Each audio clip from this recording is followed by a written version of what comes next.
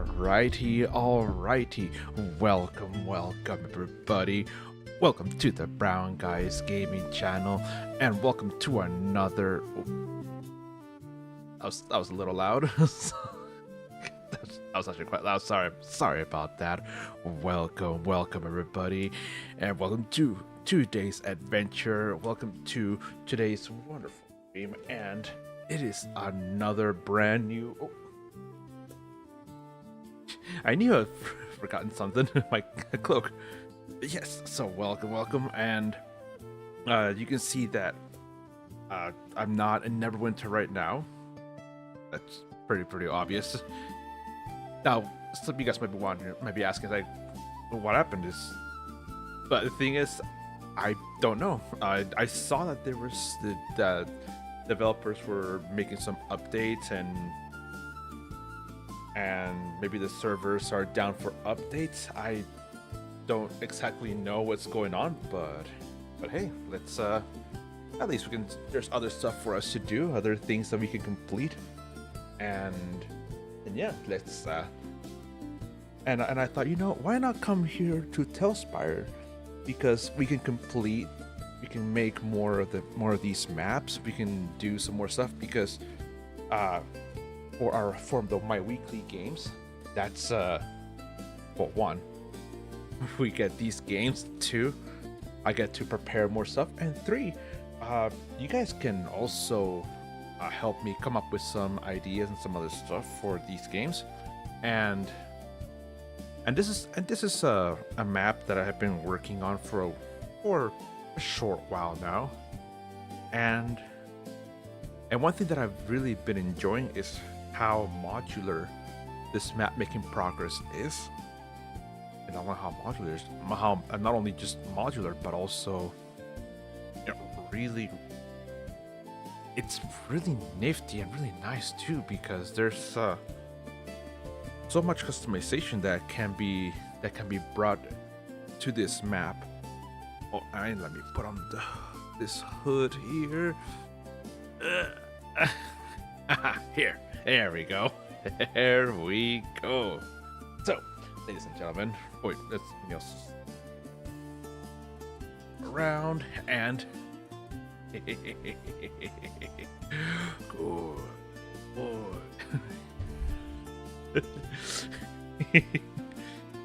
If I was wearing a straight black cloak, then I would be doing and saying that, but no.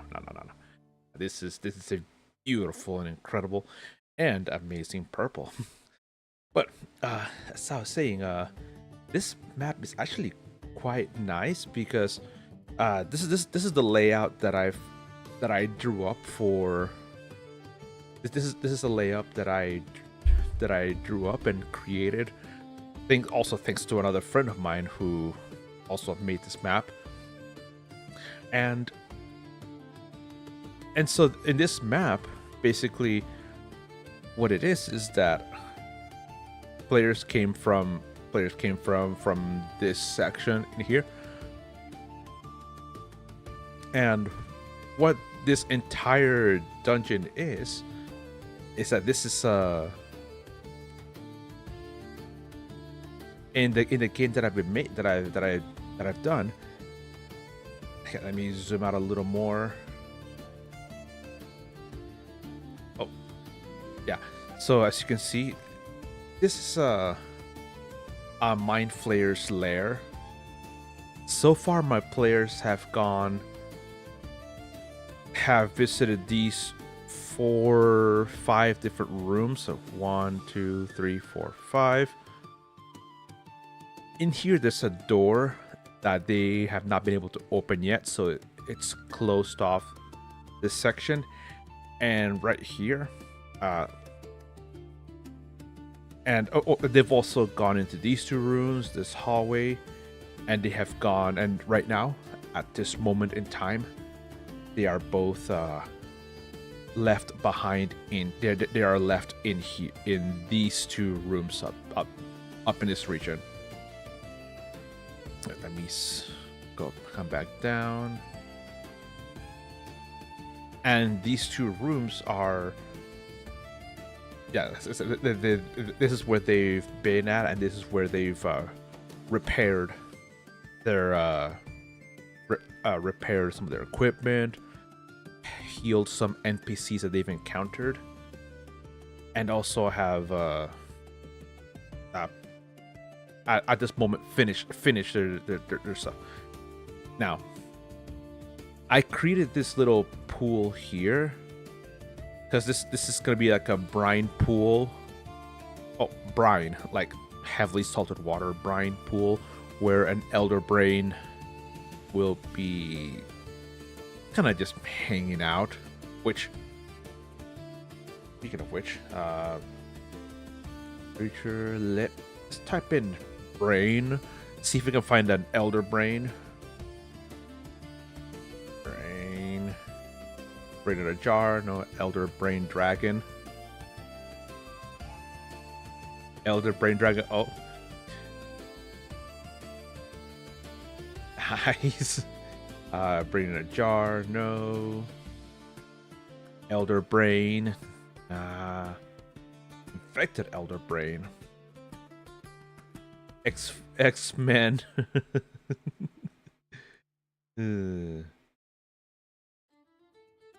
I think that infected elder brain. This one may be the best in here.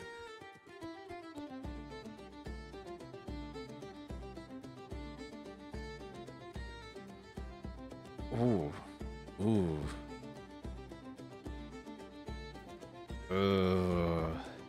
Ew.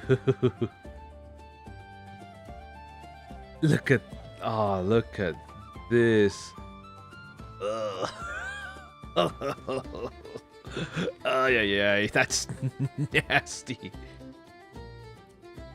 So yeah, so I think that's now question. Does this look like an undead elder brain to you?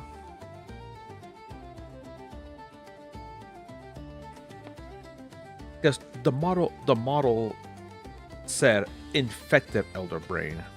Okay, but looking at this, if you were to see this in a map, does this look undead to you? That's a question that I pose to you guys, and so if you do. Of course, please answer if you feel desirous to over in the comments. So basically, what my ultimate objective is not this elder brain, but in my library there's I have I think it's a community. There is an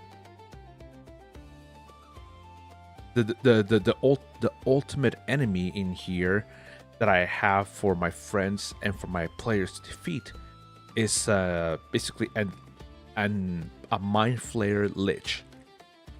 Also, for those of you that play Neverwinter, those have been called Elitha Lich.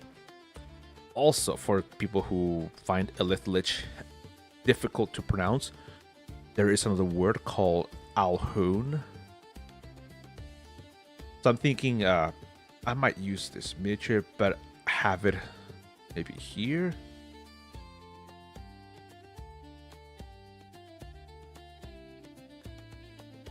Let's see, this Mind Flayer Arcanist. So let me turn it here to the side. And Lifted Amalgam. Okay, no. Lifted Warrior. No.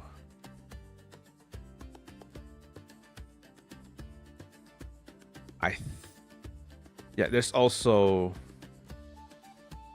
Let me turn this one over here this way so I can also so you guys can see. And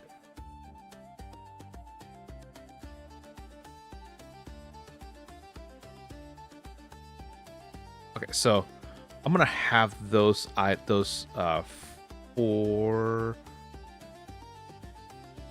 Well, actually, there's 5. Okay, let actually move some of these.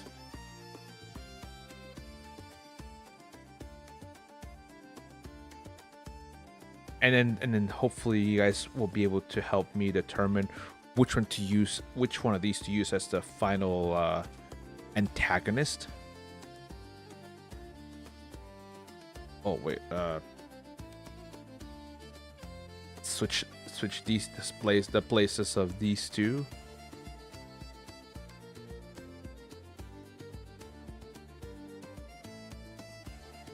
Okay. All right. I think this is much better. So the reason why I'm asking is because these move too far.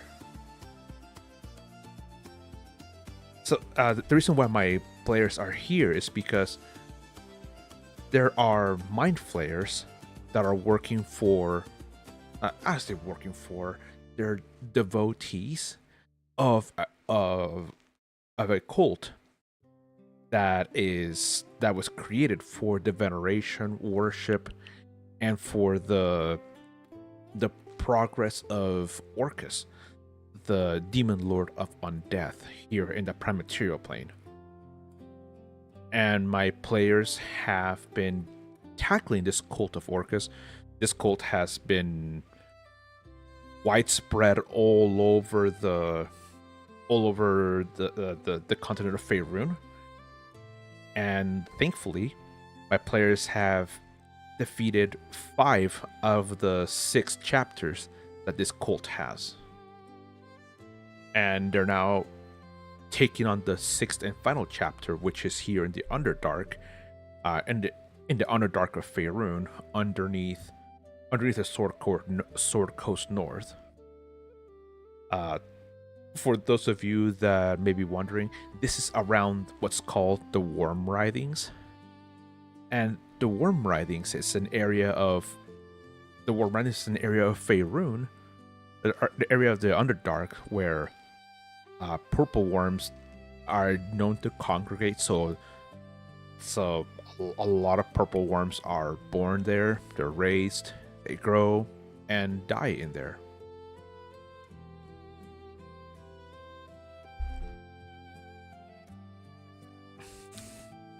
And because purple worms are there, a lot of natural predators, a lot of people don't go in there for fear of being eaten by these purple worms. Hey. Zulka Jackson, Wawawiwa, that paladin is so dumb he could starve a mind flayer. Much success.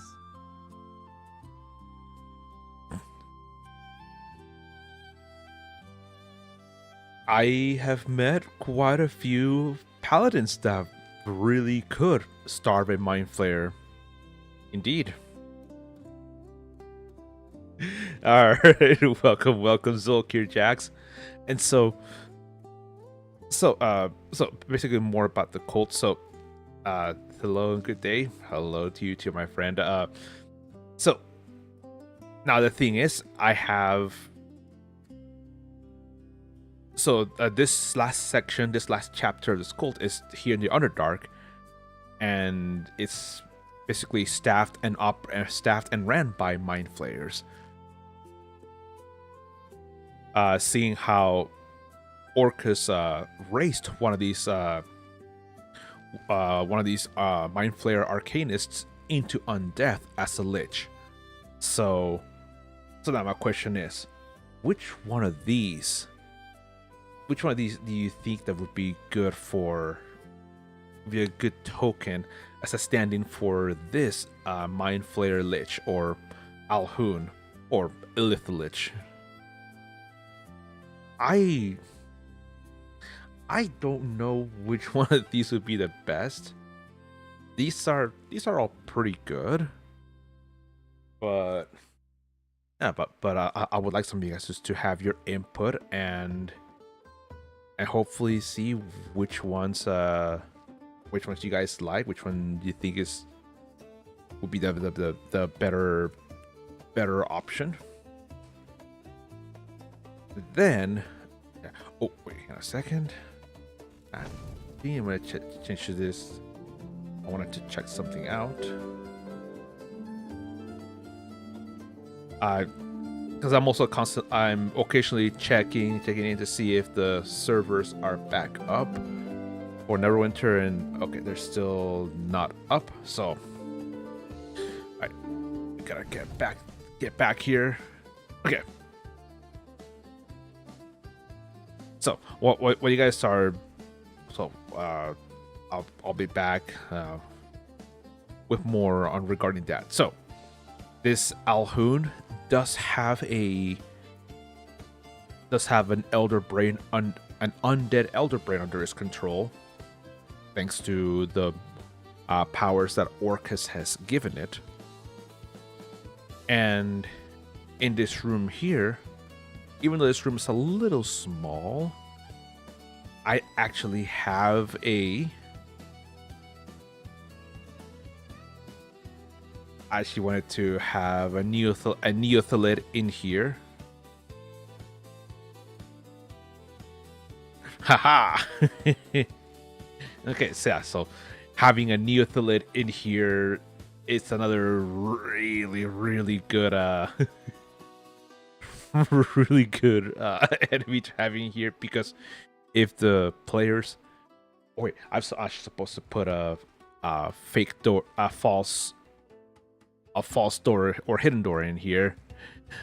Asteria View, welcome. Good afternoon to you too, my friend. It is very good to see you too. welcome. Yeah, let me grab this. Oh wait, press B for build mode. Let's also quickly put down this wall there. Hang on.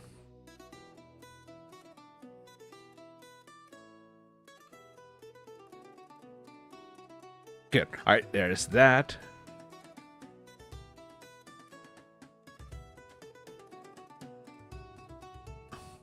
And that. Aha. Yeah, so there's going to be two walls in here. And this will serve very well to function, just maybe dissuade. I don't know, but those of you who are dungeon masters know very well that some people are not going to be dissuaded by just one wall. So how about two walls? Okay. Because my players are currently in here. And just heads up, it's the Neverwinter. Oh, I thought I switched to Dungeons and... I swear I changed it to the Dungeons and Dragons tab, but thank you for letting me know. Let me quickly make that change. Yeah, let me quickly make that change and oh, wait, wrong side. Okay.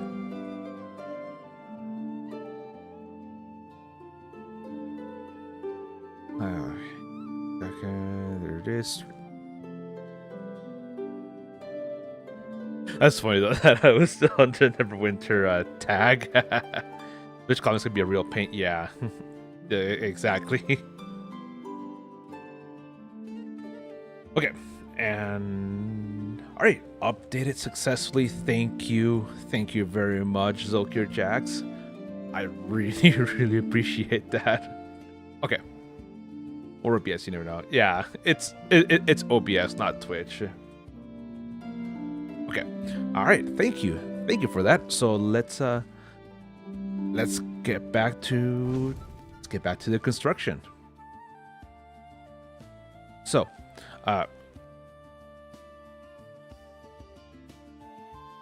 So in here, there's supposed to be another door in here. Not a secret door. Let's take out that corner. And let's also grab from this pile of assets that this person did an incredible job at creating this palette of materials for us players to use. And here's the actual individual components. So let me take this wall.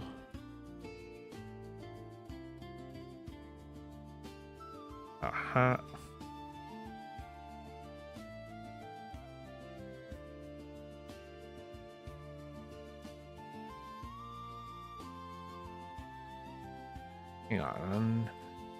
Hang on a second.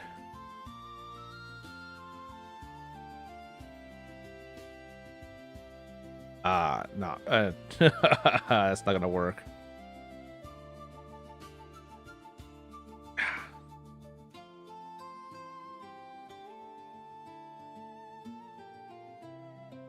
Okay, so unfortunately,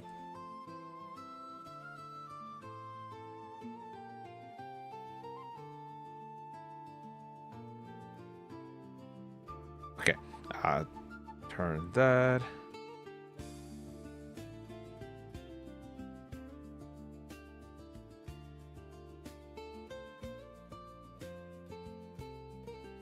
No, nope.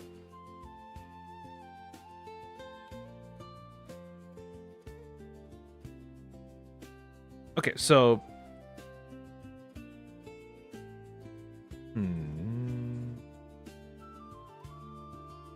I guess that I could use two halves of those like little triangular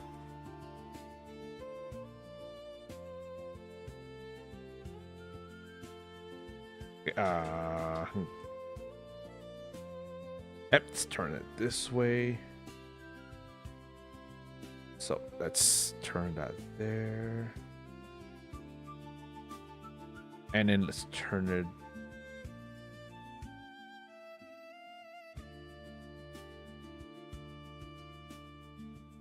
And no, that didn't work as well as I hoped to. But good enough. Good enough, I guess.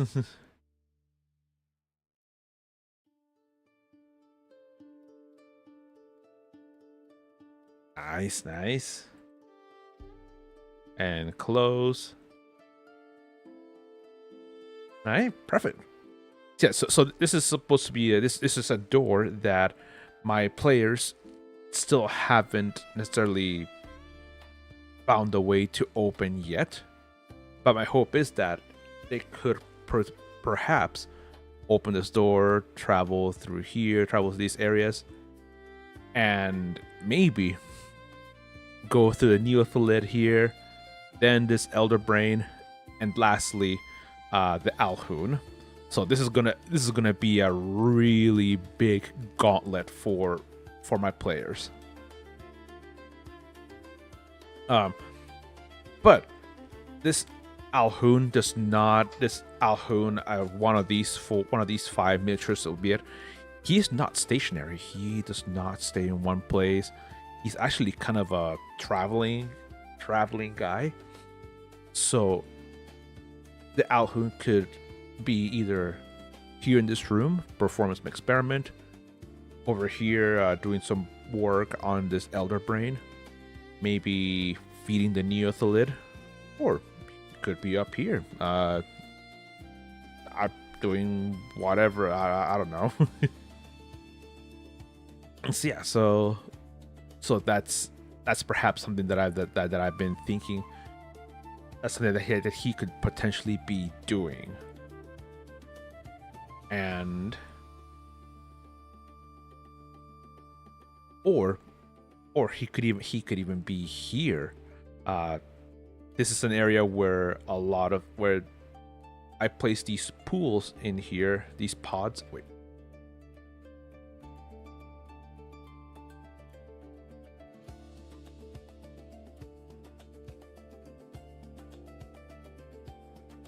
Oh, I accidentally.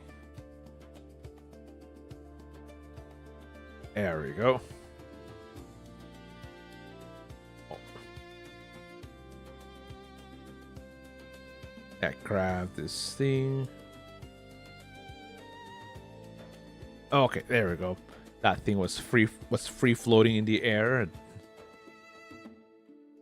So in here, this is a place where several of these gestation pools are at, where humanoids that have been implanted with Mind Flayer tadpole could are placed in these vats to induce seromorphosis. And if you guys are familiar with Baldur's Gate 3, yeah, you guys will be familiar with seromorphosis and how gruesome of a process that is. Although in Baldur's Gate 3, seromorphosis is very much like a almost instant process.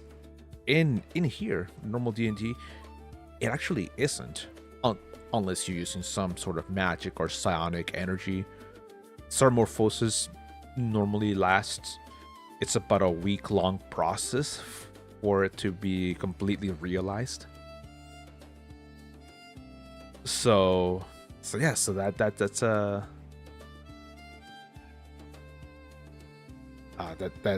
that is a process that takes a while. Hence, why these pods are in here to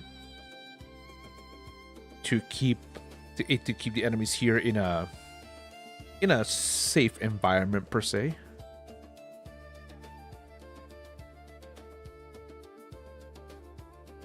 So yeah, so I still, now that I have the complete layout of the map, I need to do some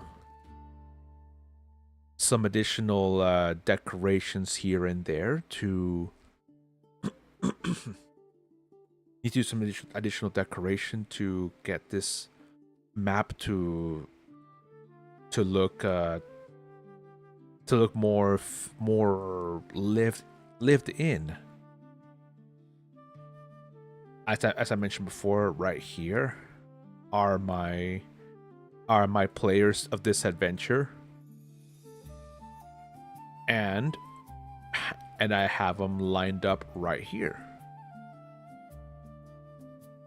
And we have a Tabaxi Wizard of Divination.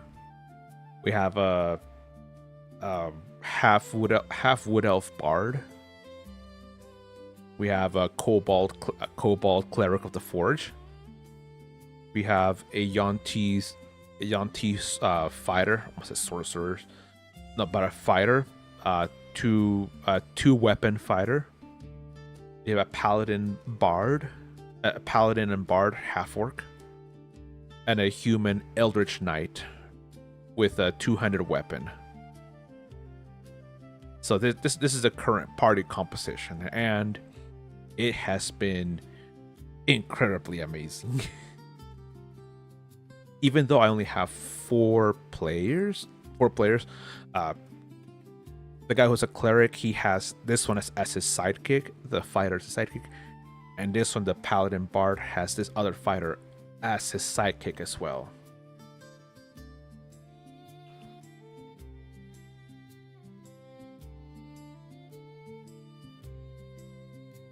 Yeah, so this right here is the full party composition, and this is where.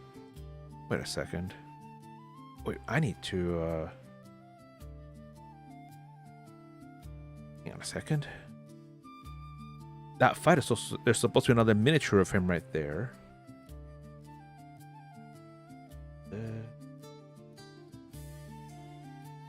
There he is. And there.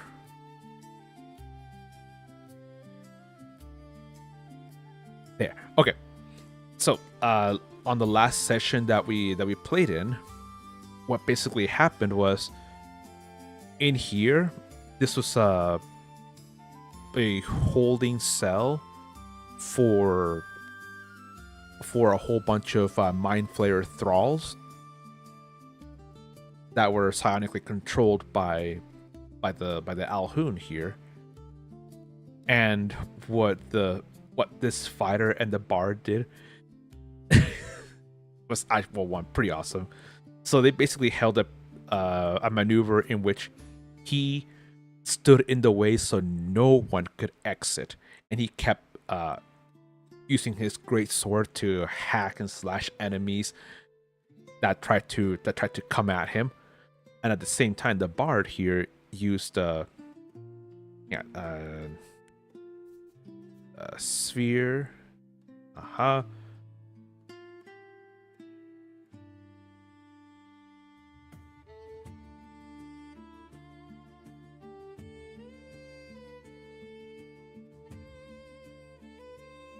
Okay, there.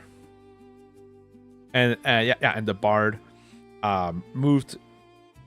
He moved up and down this wall and over here to keep casting spiritual guardians on the enemies that were in.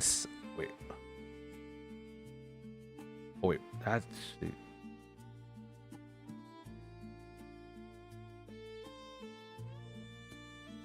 So he had spiritual guardians cast, so that as the fighter kept attacking, preventing anyone from getting out, the bard kept moving up and down this hallway, just frying and destroying everyone in this room with that spiritual guardians. Meanwhile, at the same time, in here, the wizard, cleric, fighter, and paladin both kept attacking two high-level mind flayers in here. So indeed, a very, very fun, very good fight. Basically, 2 fights in 2 fronts. Yeah, so 2 fights in 2 fronts. This was indeed an incredible fight. It took almost the entire 2.5, 3. No, it took the entire 3-hour session to get everyone in here, and also rescue some NPCs that were in these tables, of whom the mind flayers were performing surgery on.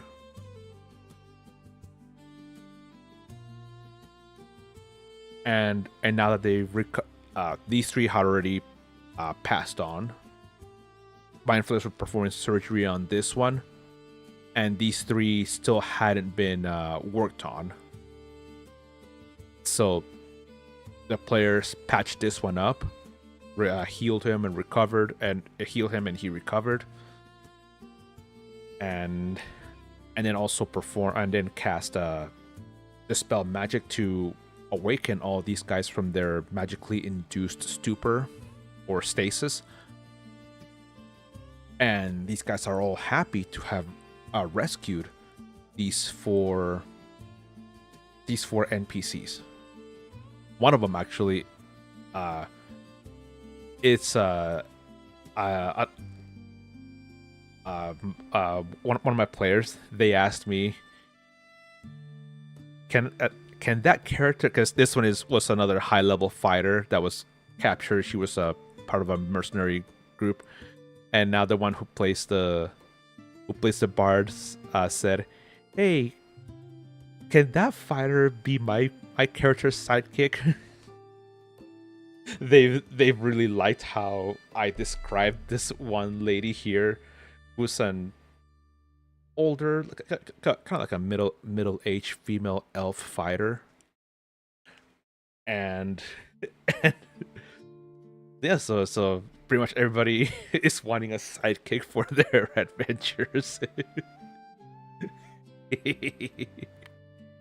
So I pose a question, and I pose something to you, the audience. Since I'm still pretty much finished all the layout of this dungeon. I'm not gonna be adding any more rooms. I may alter a little bit, but I may not. But now the thing is, what do you guys think I should have? I should put in these places. I should add like more desks. Should I add more of these stands over here, tables, altars, bookshelves? Because, like I said, I really want to make this I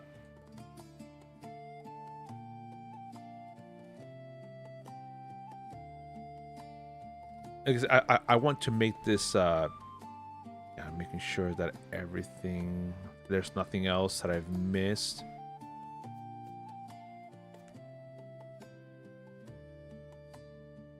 Okay, good. Yeah, I did.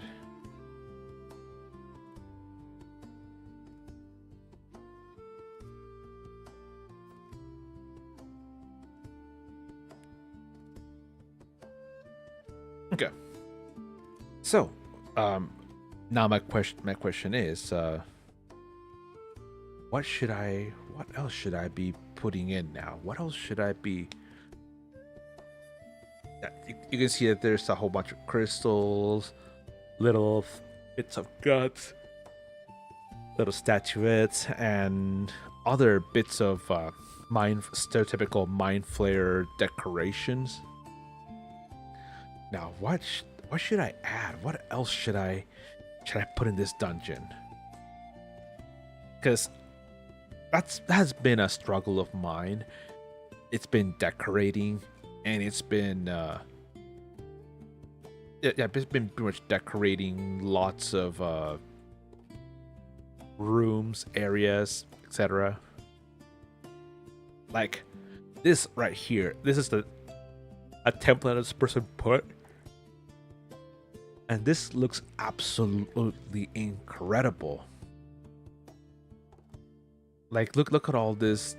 I can't press B to exit out of build mode. Man, but look at this amount of details with the little glowing crystals underneath. Yeah, so this has a really cool menacing aura.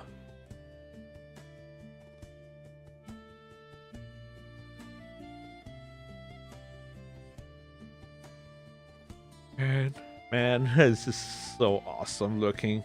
Yeah, and also look at the way this door opens.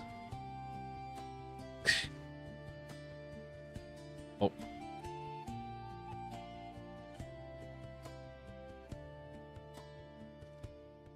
And then close.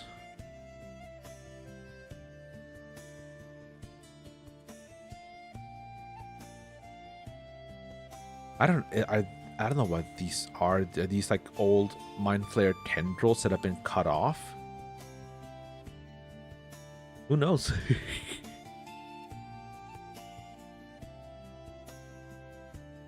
Ooh.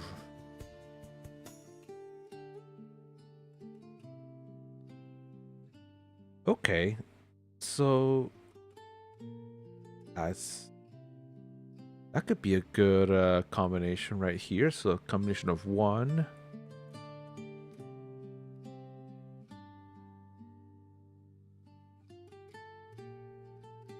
Aha, look at this. Okay, so this is how they went back.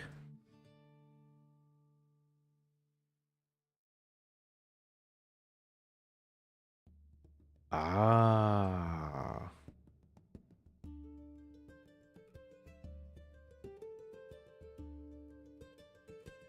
Okay. Okay, so it's a combination of 1, 2.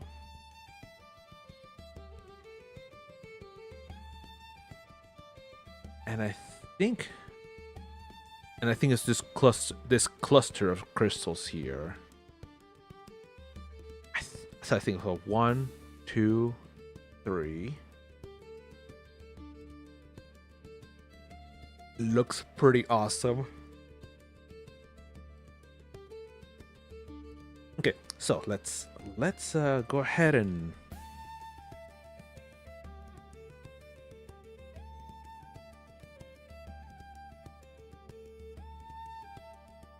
okay, so let's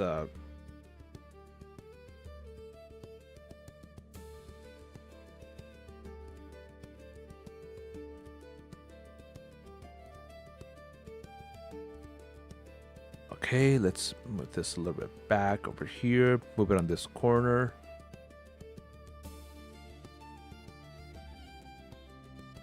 And let's move that one back as well.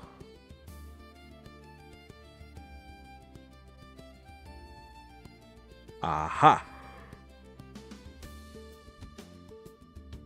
And let's turn this one here in the corner.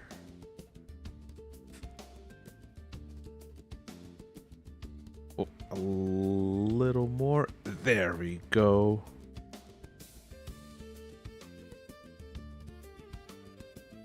Then let's turn again.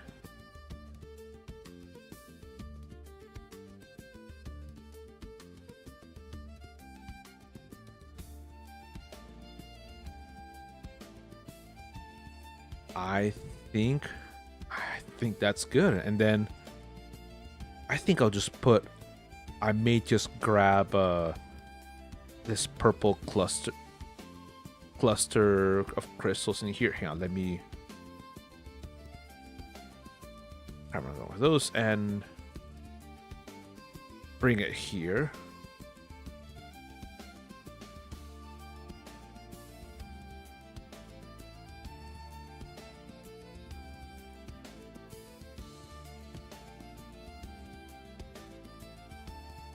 And yep, and then move it.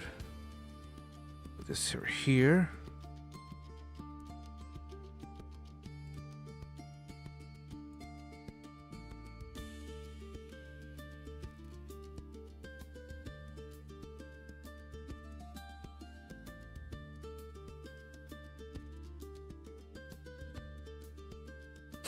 Okay.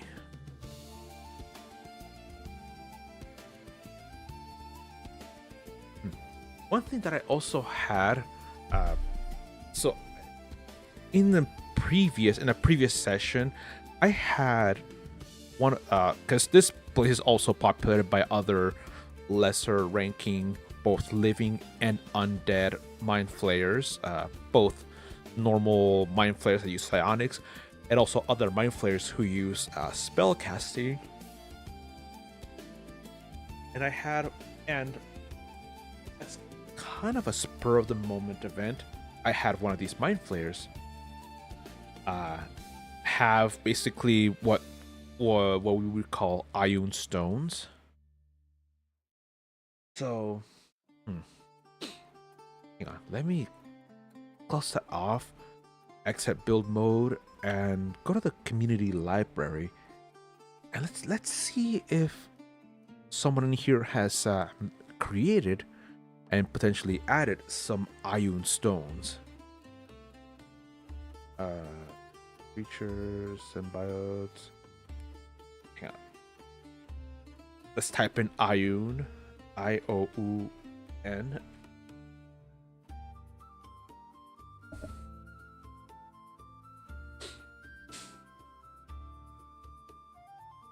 Okay, so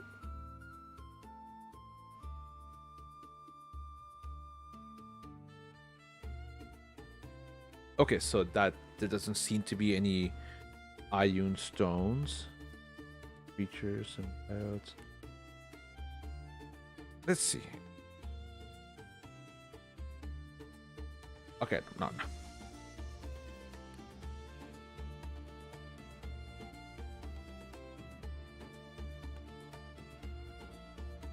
Okay, no.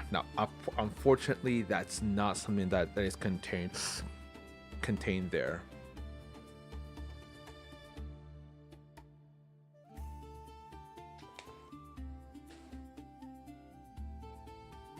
So, let me go to different and open up and tell you guys what is an Ioun stone. But before that, let me see if it's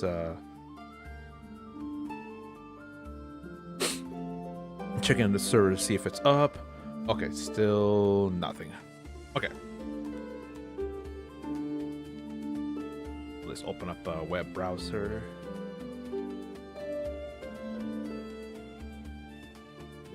Ioun stone.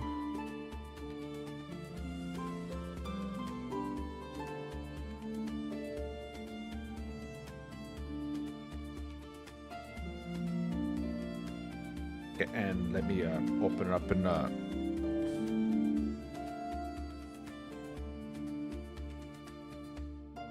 and it's also open up another tab, so you guys can have an idea of what these stones would actually look like.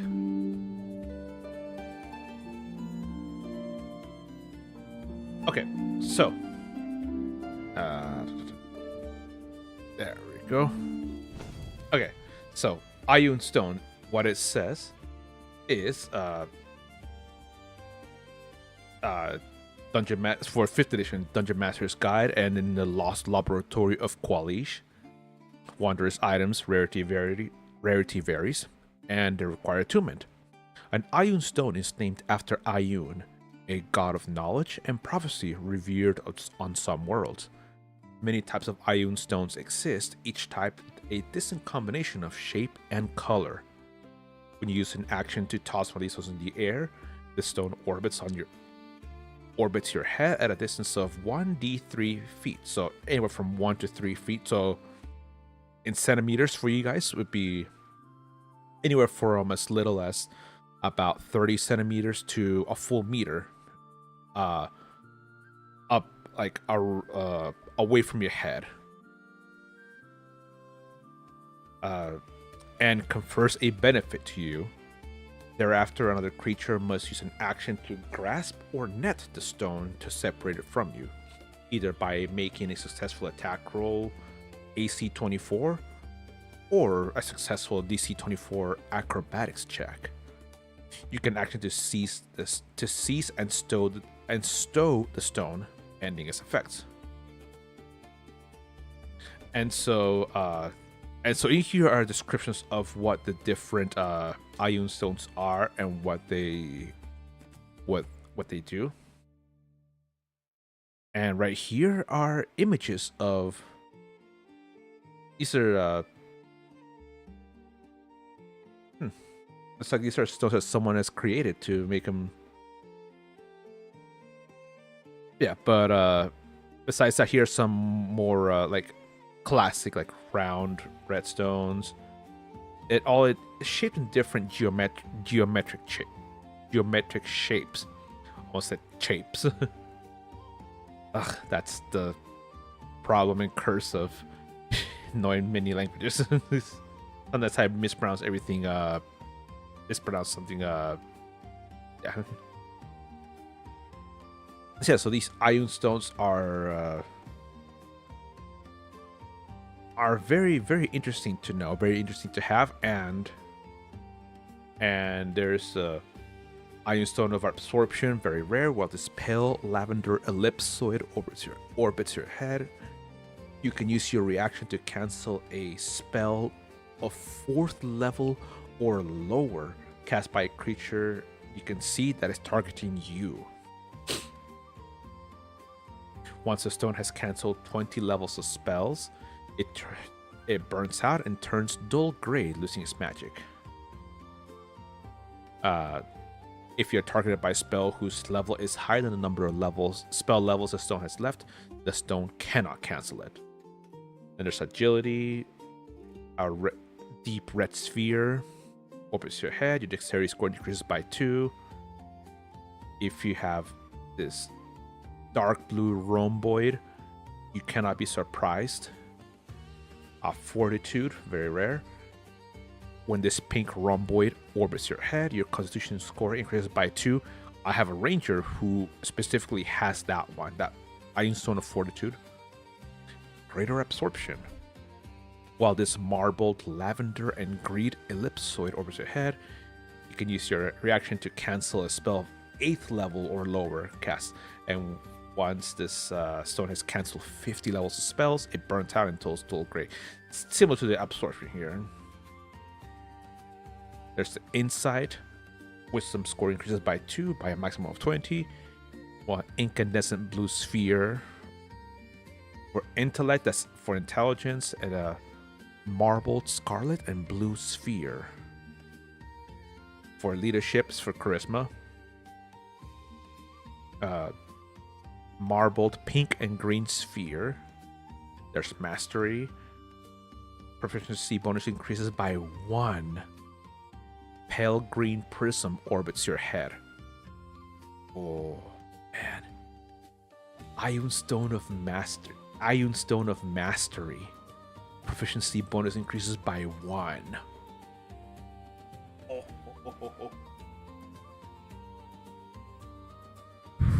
That's okay. That's huge.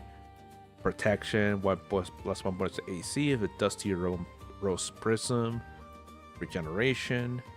You regain 15 hit points at the end of your turn. At the end of each hour, while this pearly white spindle orbits your head, provided that you have at least 1 hit point. Reserve, rare. This vibrant purple prism stores spells cast into it, holding them until you use them, and can store up to 3 levels worth of spell at a time. Ah.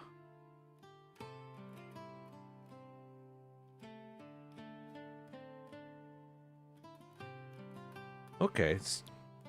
Strength 1. Ion Stone of Strength increases pale blue rhomboid sustenance rare. You don't need to eat or drink while this clear spindle orbits your head.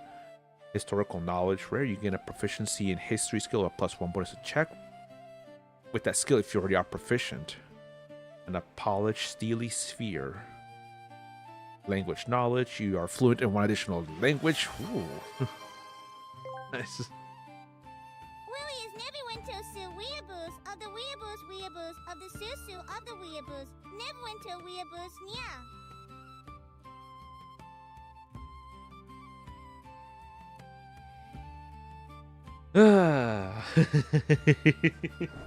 Welcome, welcome, kitten.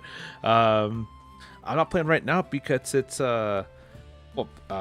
servers were down. Let me check if the servers are back up. So, you guys should at least have a greater image of what Ion Stones are. Hang on, let me change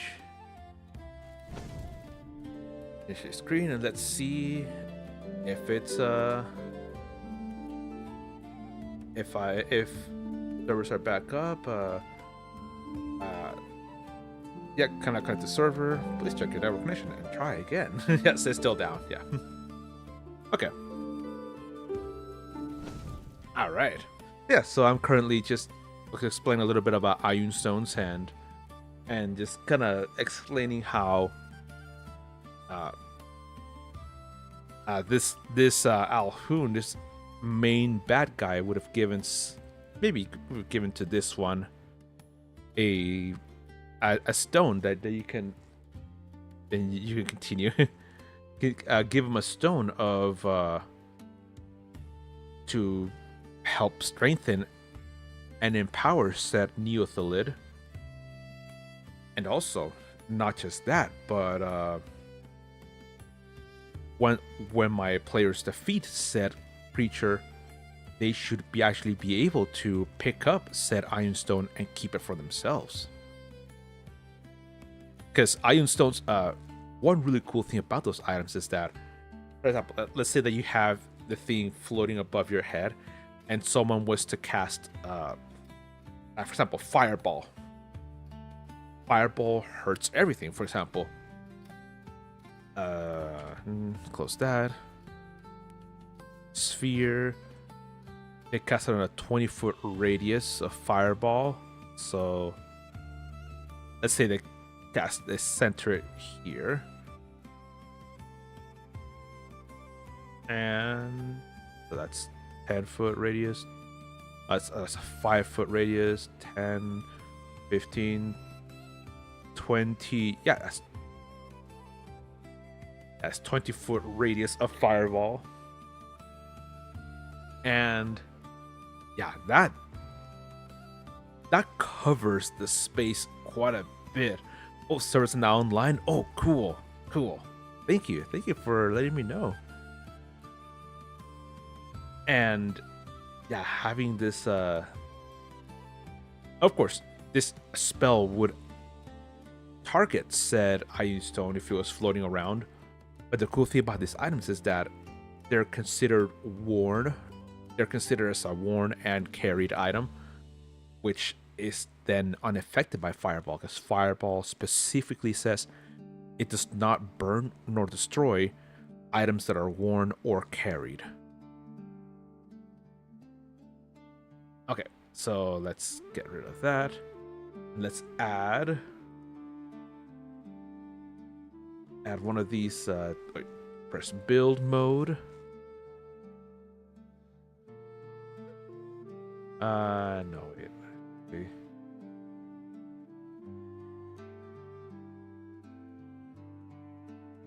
Let's add some of these purple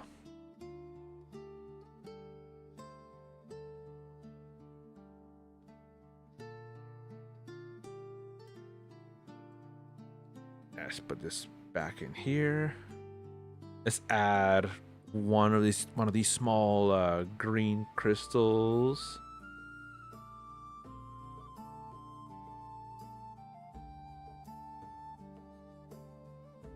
Another one back here. And let's add also this small little blue one.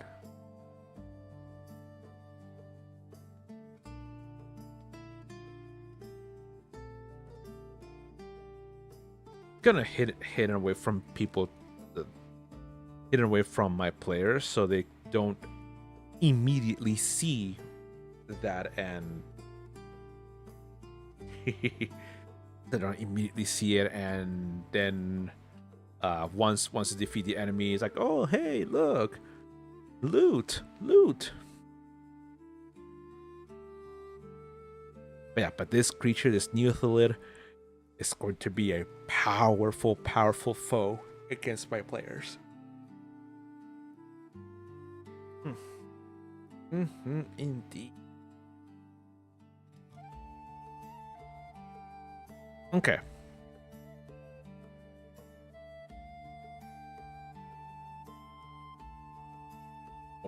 Press build mode. Let's aha.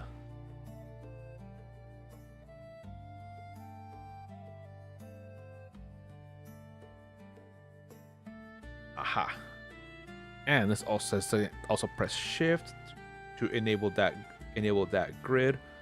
That will allow us to do exactly just that.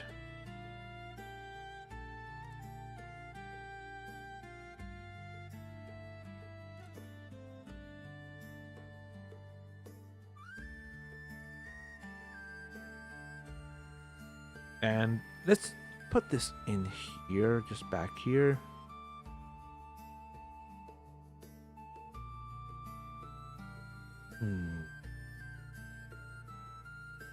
I think I'm only gonna keep these in areas where bosses are at.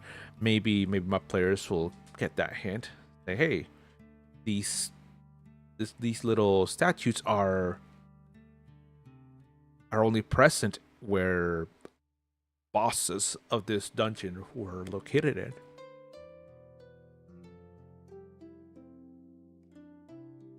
Okay.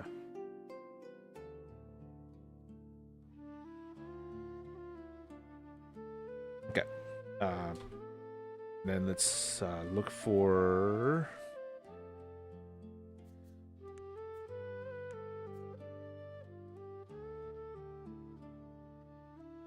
Actually, let's close that.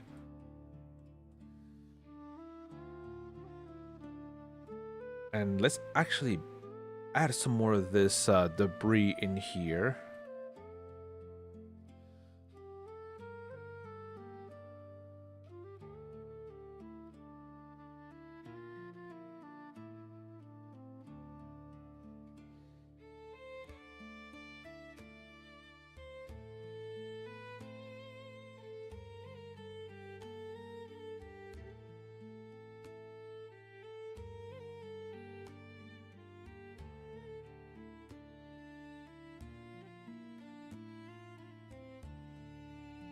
Yeah, it's just I haven't really added any of these items around this place.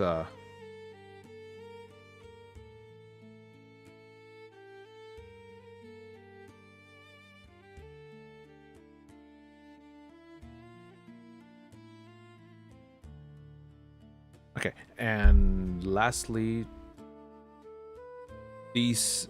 at least these two bits of decorations. Let's add that in first.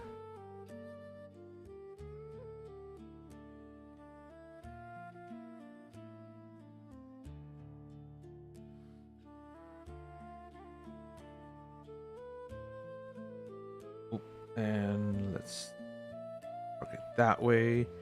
Press shift so that's one. Because the reason why I press shift is to keep it on that same plane. Because if not, then if it gets too close, it races up with the wall. So, but I don't want that. So.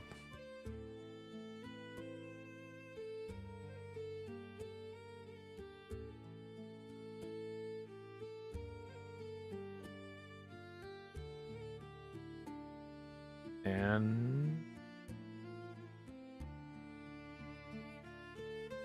there we go. We have this little things to decorate the mind flayer layer with.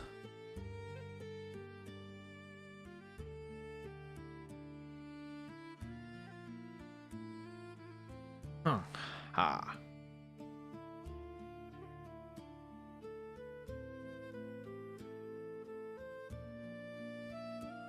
It almost looks like a little like tentacle thing is holding the Millennium puzzle from Yu-Gi-Oh. Alright, let's have it this way. Face.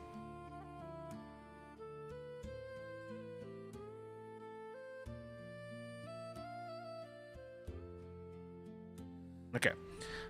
Alright, each one of those has that.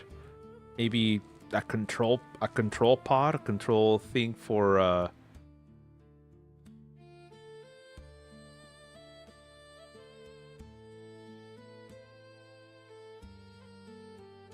there. And let's also now bring up this item. Put a copy of it there.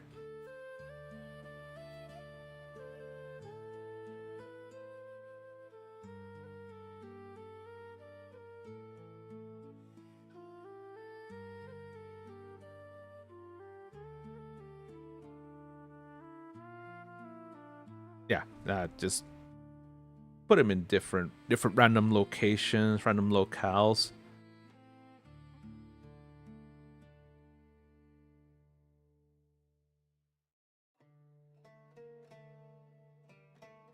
Aha. Yeah, servers are back down for PC. Ah.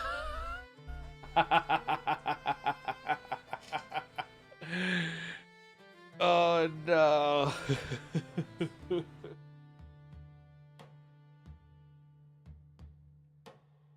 That sucks. They played us.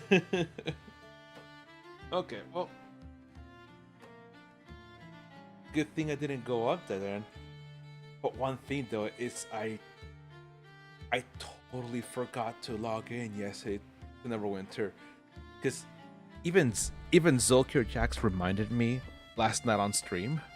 Like, hey, I was like, hey, he told me that he had logged in and he had played and done a whole bunch of stuff throughout the day, which I was like, oh, that's awesome.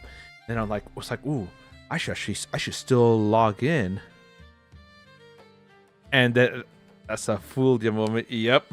And so I was like, oh yeah, I need to log in.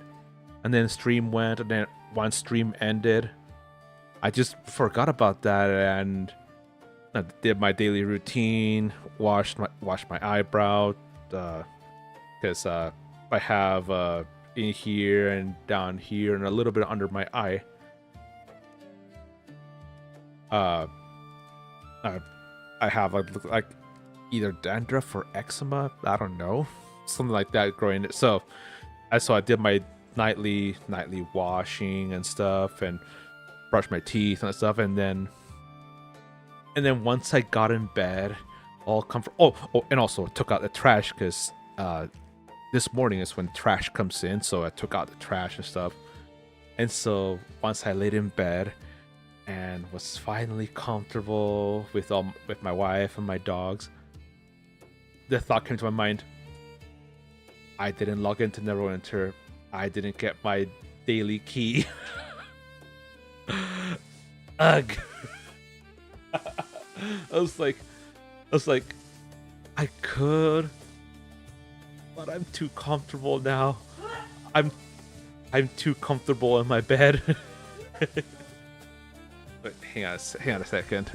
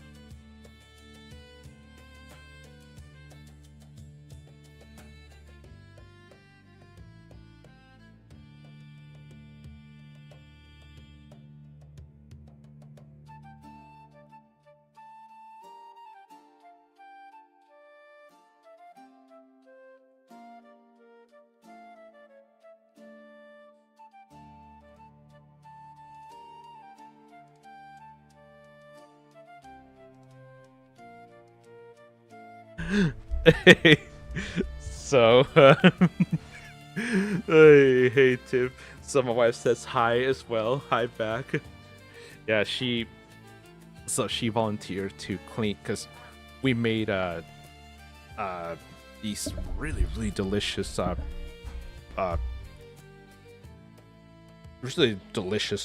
pork chops, but we baked them in the oven, and the pan still had. So we decided to let the pig fat kind of solidify once again, and then we were gonna use a scraper to get it out so it wouldn't go down the sink.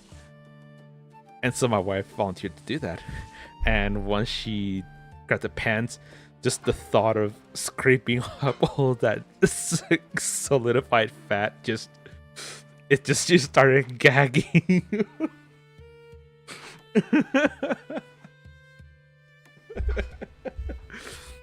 Oh, I feel so bad for her. That's been one of her big struggles, just really weak gag reflex. So just but I personally don't mind doing a lot of those nasty, dirty, stinky, smelly jobs out here. But yeah, that was just so funny just how that happened. And so my mother-in-law said, "You want me to do it for you?" Yeah, so my mother-in-law is currently doing that for my wife.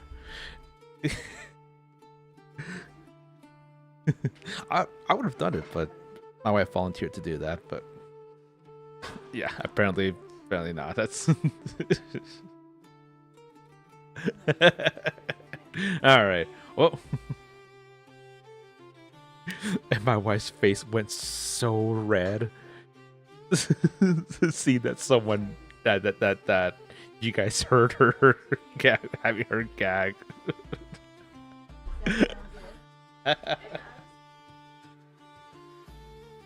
Yeah, she went really, really red.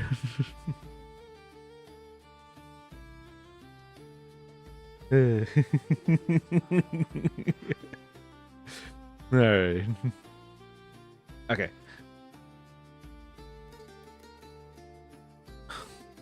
Yeah, so let's just put up some more of these things for decorations and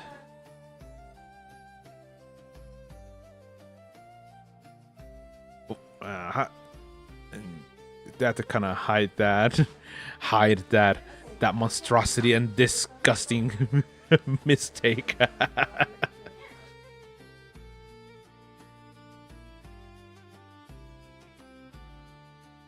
Oh, actually, let's keep these next as these over here, just for the sake of like, why not?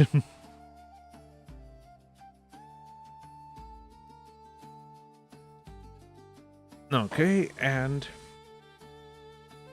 all right, let's go with the next one. And say your servers are back up. Okay.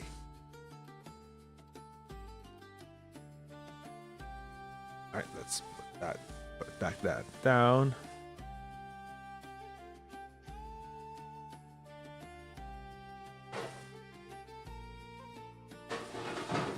Oh. Okay, so let's put up some more of these nasty little tendrils. There.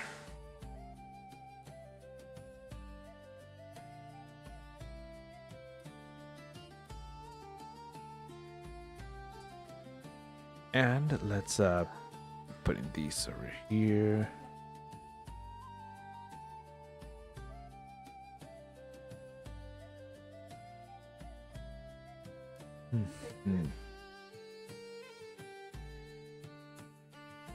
Okay, yeah, and yeah, keep putting in some of these little things everywhere just to give this dungeon a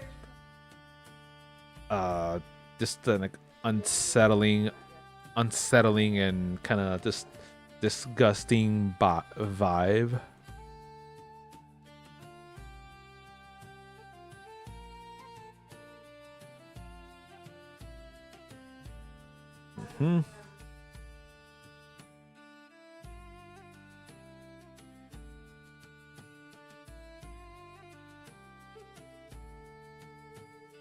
Okay, and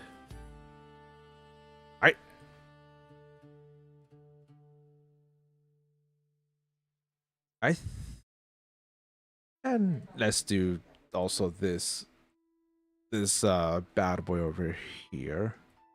Yeah. I really, I don't know how this guy here was able to do. Well, takes real dedication and skill that I envisioned that I unfortunately don't necessarily have too well. But damn it, I'm still putting up these things. And oh wait.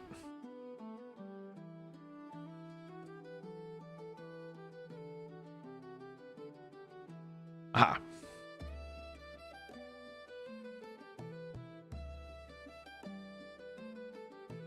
Oh, and I let me just press Alt, not Shift. There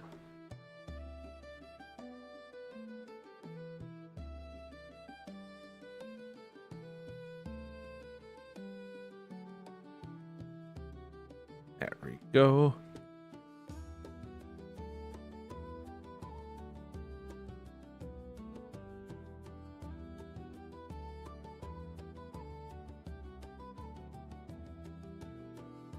Okay, and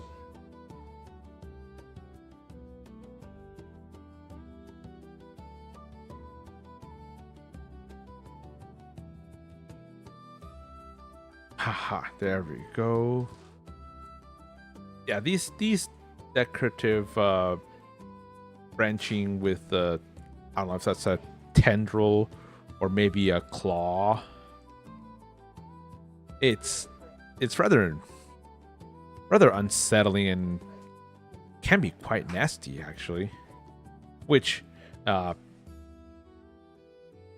with the weird eldritch abyssal, not abyssal, but weird eldritch horror that these creatures conjure up, it's quite fitting for them. Then again, those of you that have played Baldur's Gate 3 can certainly attest to the unnatural vibes that Mind Flayer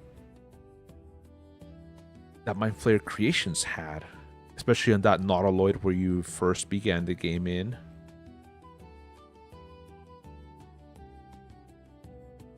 Let's turn this around. Make an archway of sorts.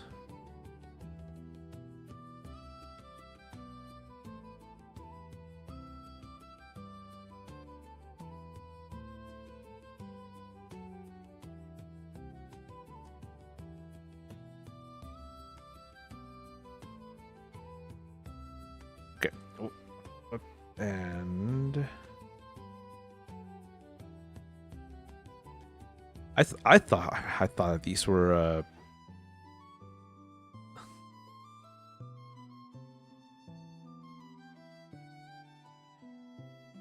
shift and target. Let's put this down here. Let's basically put all this down here, and then we can delete the ones that were more like crooked.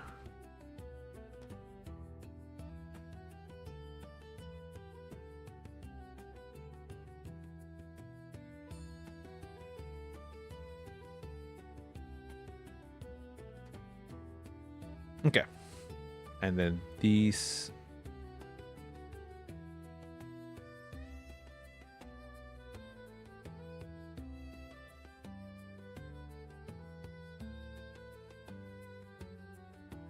And yeah, just be careful to only pick up the ones that need to be deleted, not the ones that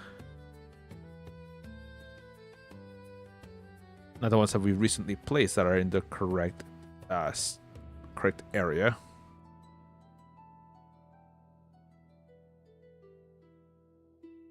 And I think, yeah, that's really good right there.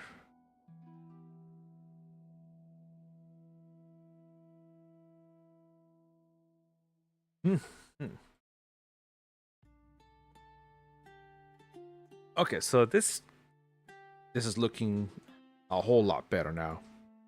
Looking a whole lot better. So let's exit out of build mode. And let's actually go into more of a first person view. Not a first person, but more of a closer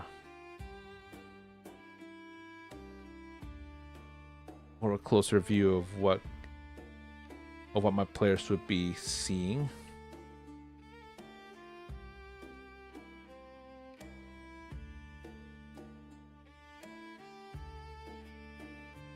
And move. Aha.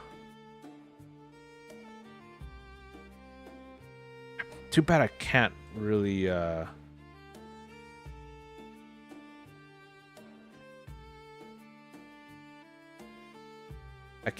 pan the camera to go look up.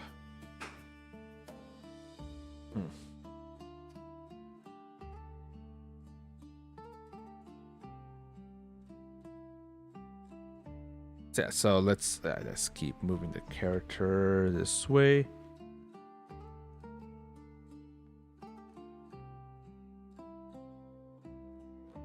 And there's that way. There's that hallway, and this hallway right here. As he moves through the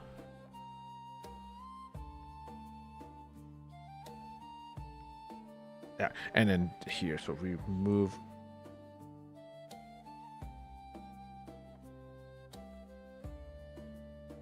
Yeah, and this is where we would this character would see this room.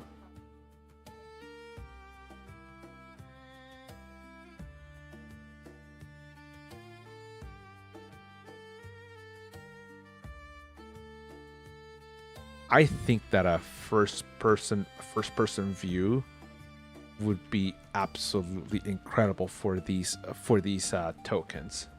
Kind of like how Dungeon Alchemist has first person view, or here it would be awesome, but that would be something that would have to be worked on extensively and then implemented.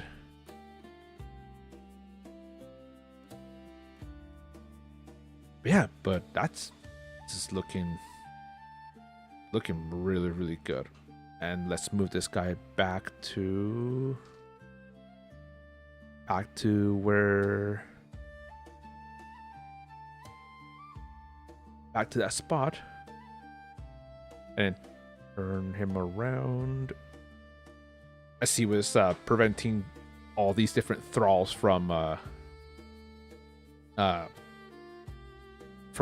leaving this holding cell. And actually, let me see. Thrall. Wait, creatures. Thrall. Flesh Golem Brute. No. Hive Thrall. Nope. And a Thrall from the Hive army in Destiny. Huh. Let's see how this looks like. Huh. I've never played Destiny, so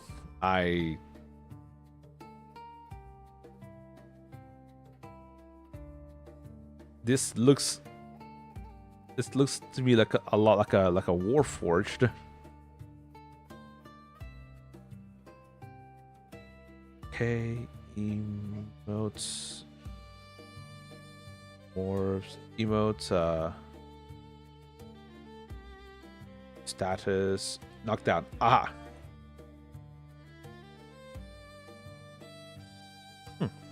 Hang on a second. Let's type zombie. There should be a whole lot of different zombies. Okay. Enter cab. Zombie. Lady zombie. Horde of zombies. Beholder zombie.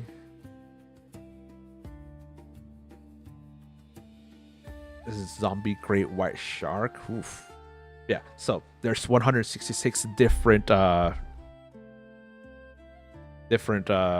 results that have the name zombie. So let's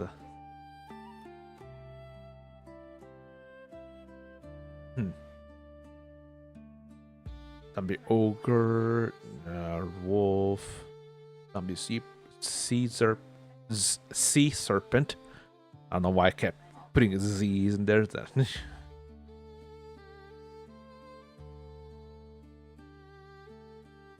Cobalt zombie. Modeled by Schlossbauer. Painted by Gunsplitters. Oh, Schlossbauer. That's the guy that I backed on Patreon for a few years. That guy makes some incredible 3D prints. 3D printed files. Really good. He does a lot of like Castlevania, and he makes a lot of stuff inspired by Castlevania, Magic the Gathering, and other like not necessarily D&D, but he also does some D&D, but also mostly modeled and inspired by other all of those RPG games.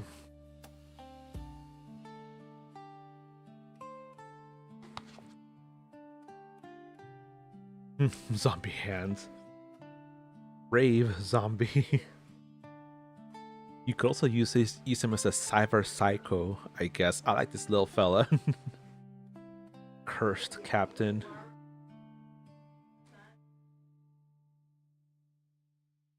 Trello left hand.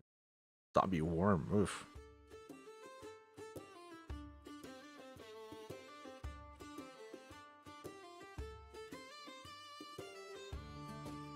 Okay, so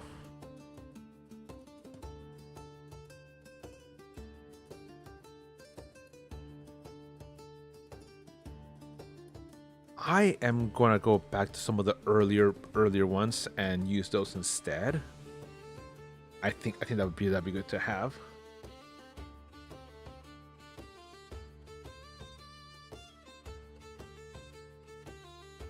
Okay, so let's turn them around. Here's 1, 2, 3, and then this, and let's have these two.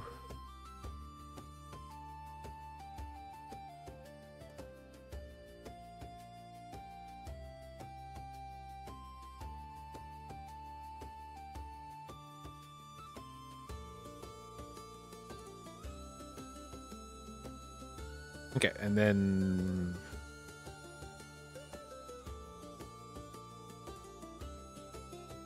yeah, because there was quite a bit in here, and with that, that is perfect for what we had.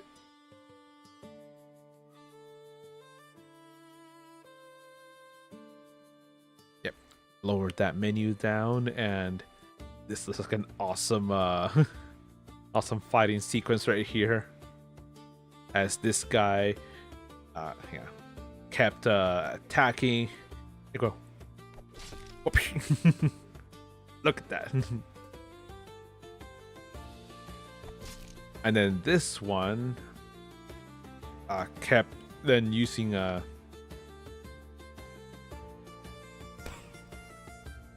kept using magic attacks like that.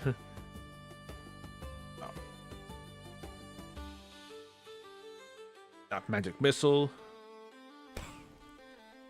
Meanwhile, toggle ruler had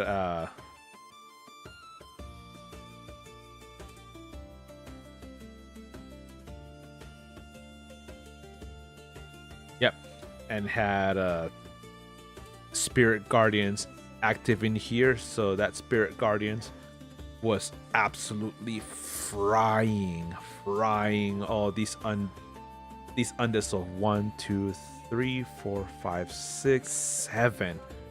So all these 7 at every turn, they had to make their wisdom saving throw, and in every turn, Aspen would then roll 1, 2, 3, 3d8.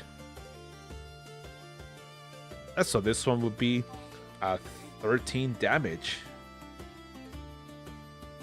Yeah, 13 damage, and then next turn, or half damage if they succeeded on their fail, and then okay, 15 damage, nice. 16 damage, not bad. Only 7 this time. 11, so yeah, so pretty awesome.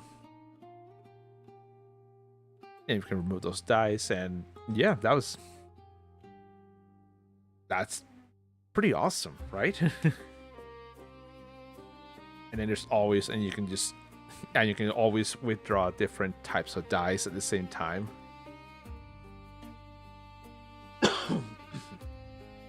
Yeah, so yeah, but now that Neverwinter is back up online, it's past 1.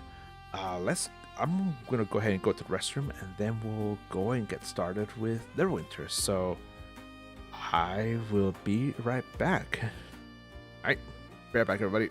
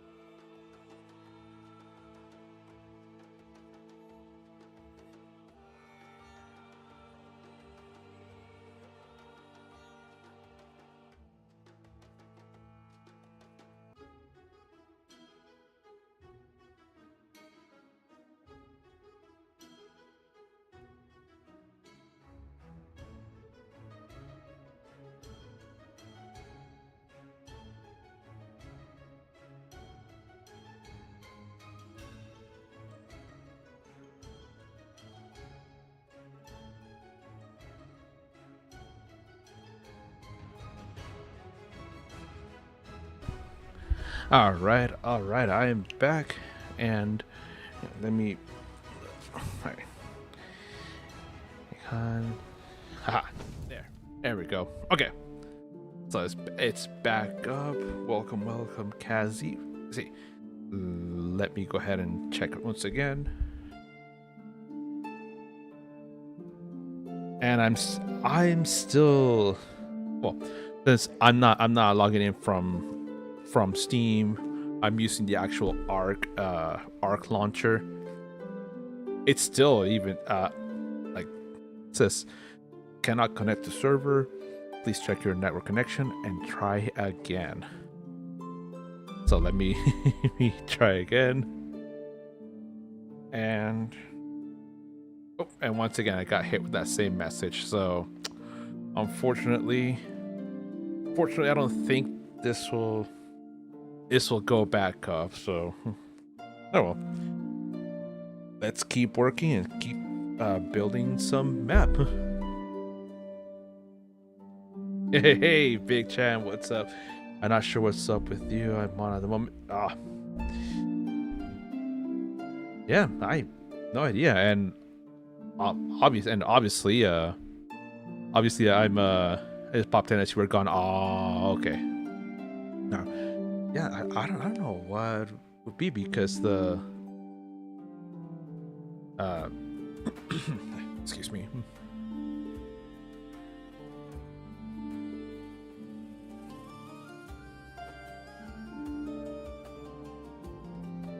Yeah, because the like obviously my internet connection is still network connection is still good because I'm able to be live streaming. So there's that shouldn't be a problem nor an issue. I highly doubt I'm special. It could be that you guys are special, so.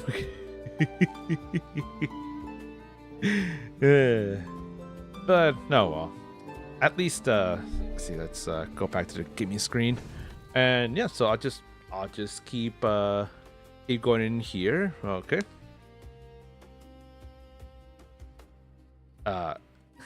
Big Chan, I just read my newer sub gets notification.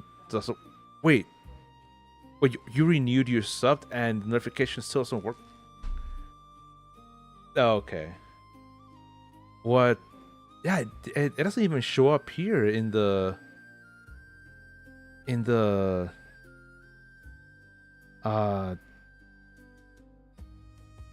it doesn't even show that you resubbed. Yeah, okay. Well, I'll make it up for you. I'll make it up for you, Big Chan. Even though the notifications didn't go up, I'll make it up for you. Let's see.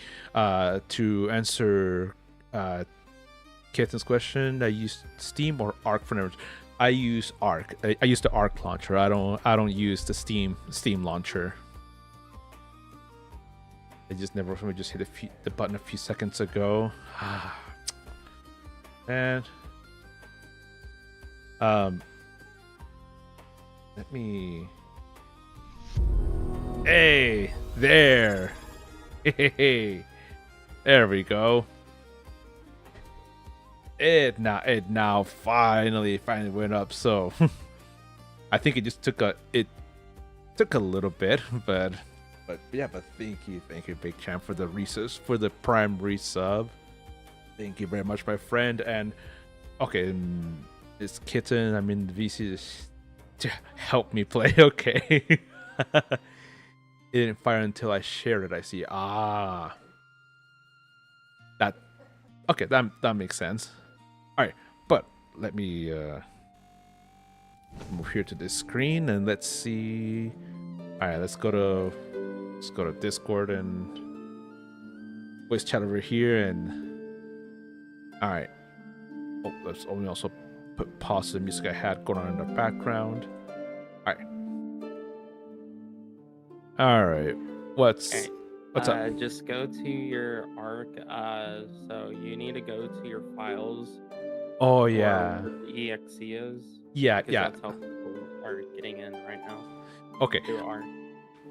I did see that some people said just go to the .exe files instead of opening the Arc launcher, Yeah. and I just have to excuse me, use my password like normal. Yep. Okay, all right, awesome. Well, thank you with it. Thanks for the tip. I really appreciate it. Yep. All right, I'm gonna want to go ahead and exit voice chat. Right. All right. Right. Okay. All right. So that was really helpful. So let's do exactly just that. And I'm gonna still keep Telspire open until I actually get in there. Hang on a second.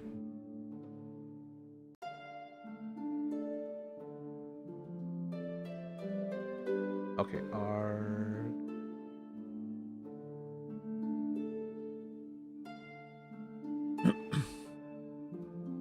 okay, so over at the community center, there's these trees that keep on dropping these berries into the freshly coated driveways and walkways in front and back. They had with me the leaf blower is all smashed. Oh no. Ooh. Oh, that sucks. They,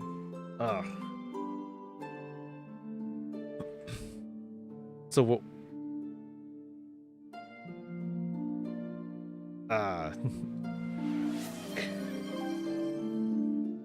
Cuzzy up me.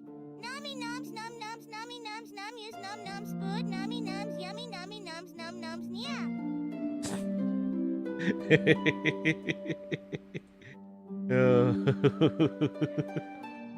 Good one. Okay. I keep clicking on the wrong or the wrong files. Friends. Right, and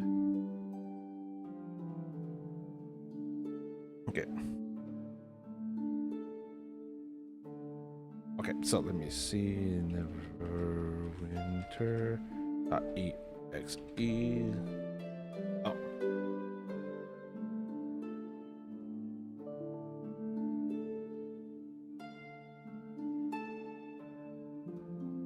Wait, did I?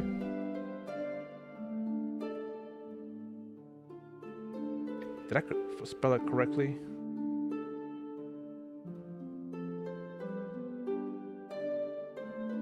And okay. That's how you'll be losing all your TTS every month.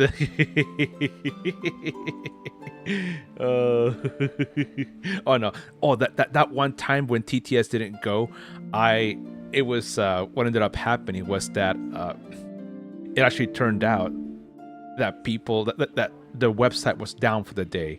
So I still had quite a bit of words left for my monthly TTS, just the website that actually activates it and runs that command was down for that day. So yeah, so it still works. It still works, and it's still a great way for people to really great for people to really have to really share their brain rot and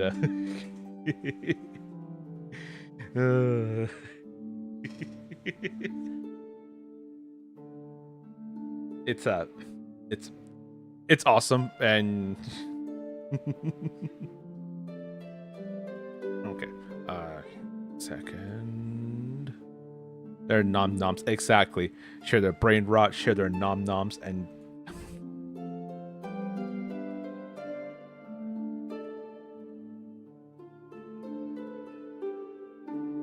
okay, and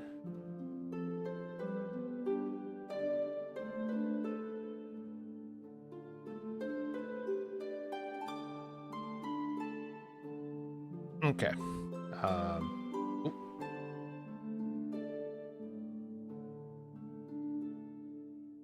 Oh, dang it, it's not.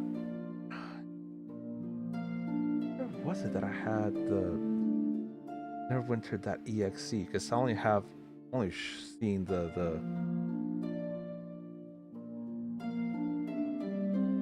Oh wait, hang on. Ah.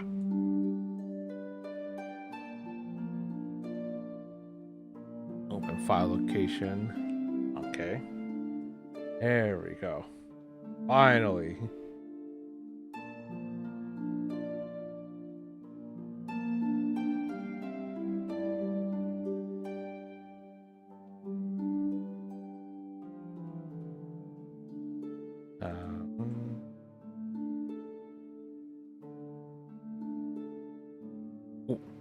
Oh, actually, be right back.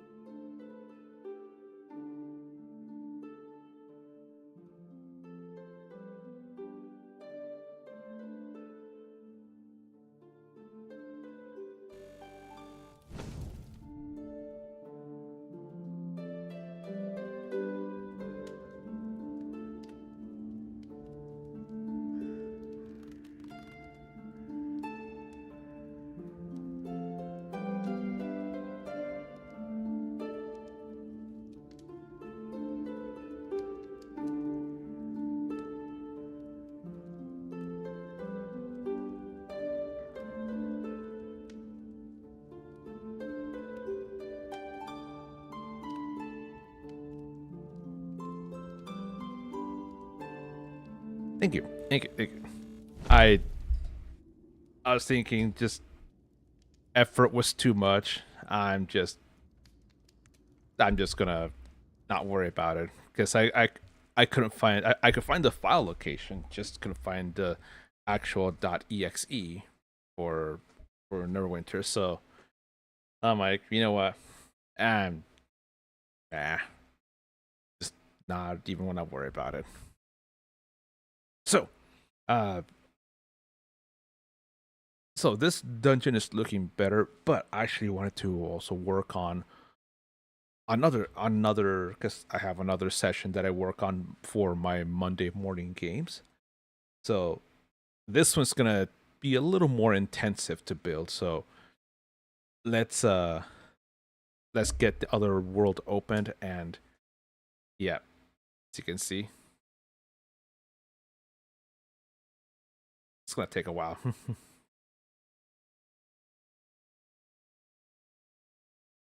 and as you can see, it is a lot more intensive. It really chokes up the stream resolution a little bit, but indeed, here is the world that I cannot claim credit for this. Well, I can claim credit for the arrangement, not necessarily for the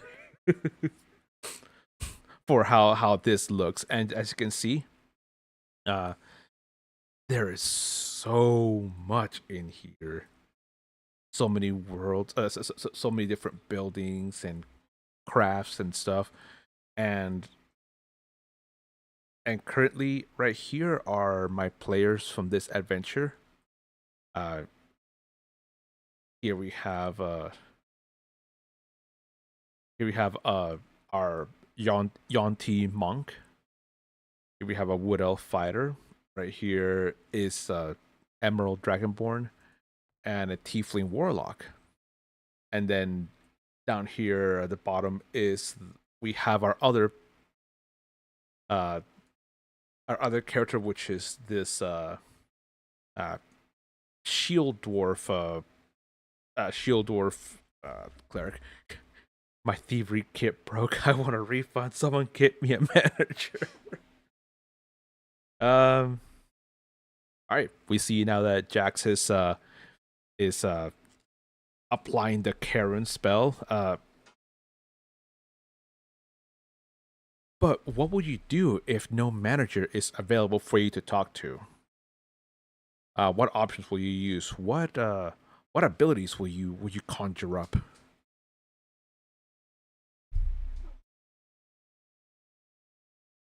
And for the love of all that's good and holy, please, next thing you know,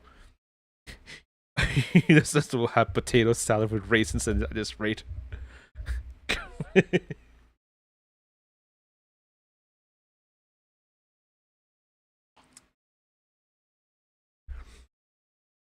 Hello, I'm the manager, Karen. How can I help you today, sir?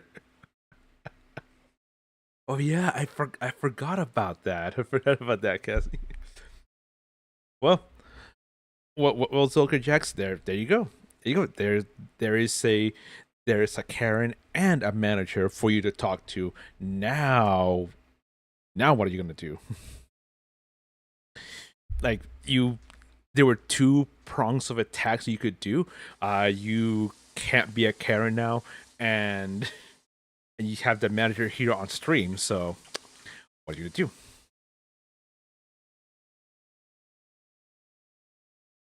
Hi, Karen. I've been a long time customer here, and my thievery kit broke. I'd like to bring it back, and I had to bring it back. I had the receipt. Oh, you have the remains. You have the remains of this thievery kit, and you have a receipt. Show me the receipt. Show it to me.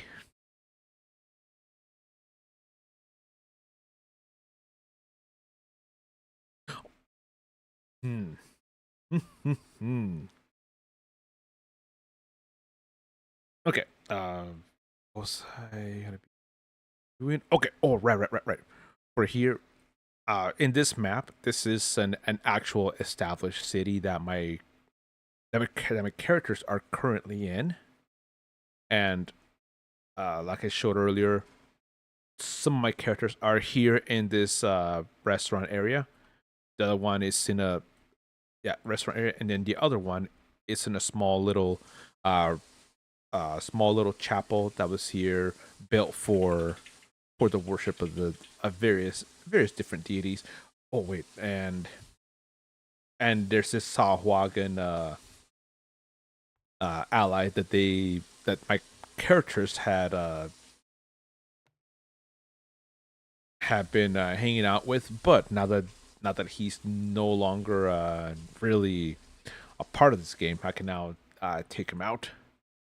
Well, first of all, tools,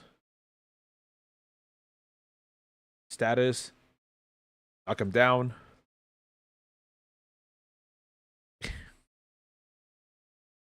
Unfortunately, did not exist.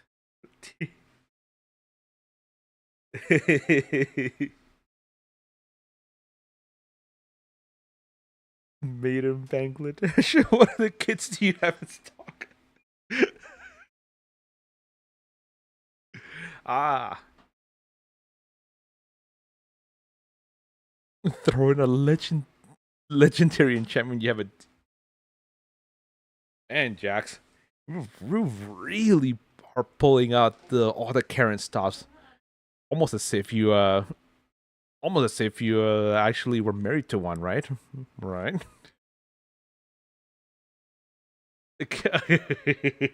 Okay. I'm gonna delete this one because that one's starting to get a little. It set the just started stepping into the territory of like really political stuff. But let's not go there. Let's not go there.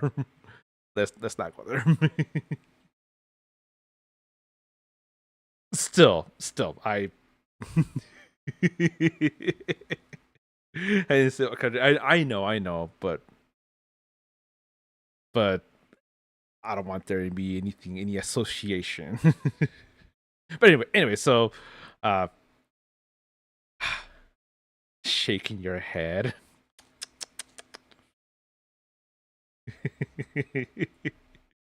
shaking my head. I can shake it too.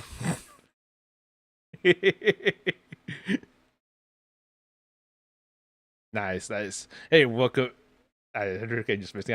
I know you are.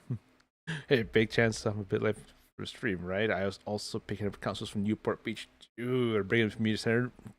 Not bad. Newport Beach, isn't like Newport Beach like super expensive out there? Like really rich area. Isn't it like that? Ah, man.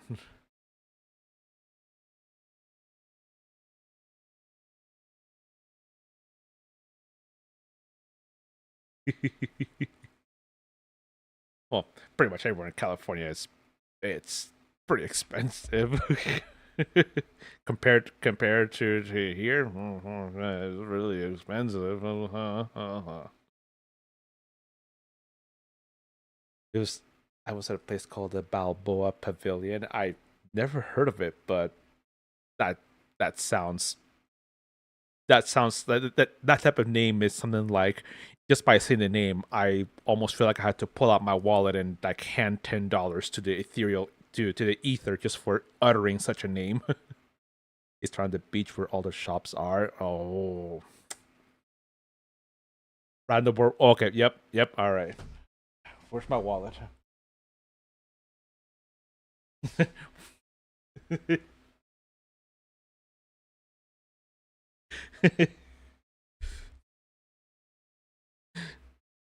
So I'll have to write your stress statement to the press and apologies, and as legal counsel, strongly advise that you do it now so that we can address this head on.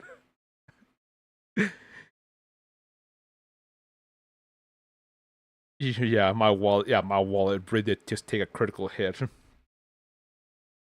I have a friend that lives in San Francisco, and he says that that he and his wife are actually thinking of moving to another part of just leaving to another part of California just because after having their daughter, things just got so expensive, and we have some friends saying, "Oh, just move somewhere," but just move to another part of the country. Like, no, we want to stay in Cali. Good on him though for still being able to afford it. My parents were like, nope. Oh, you went there many times when you lived in Anaheim? Oh, that's so cool.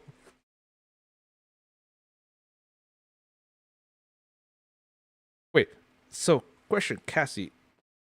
It's so is your PR agent the Lich then?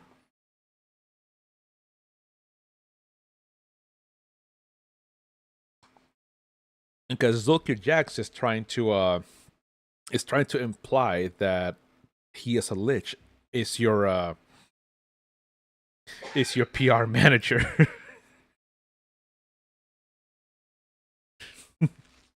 West Coast is crazy expensive. Moved there from 2018. Can I imagine now? Oh, 2018. Man, that seems like so long ago.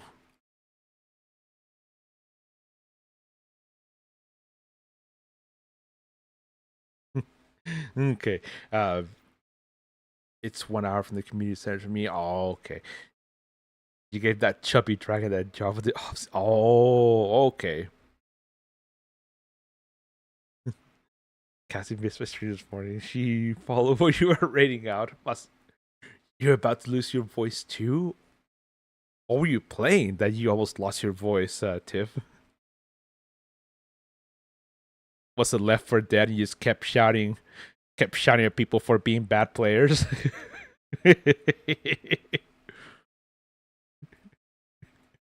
There's okay. Like literally the moment she rated it, she was like streaming and clicked off.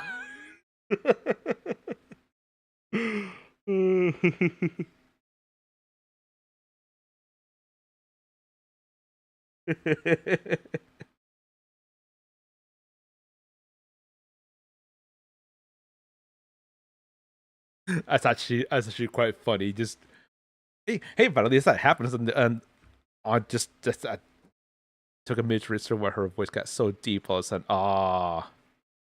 Yeah, that happens. Okay, so probably then Tiff was just shouting at the people for being such crap players, right? Like, why are you doing this? Why are you doing this? No, you stupid. No, okay, all right.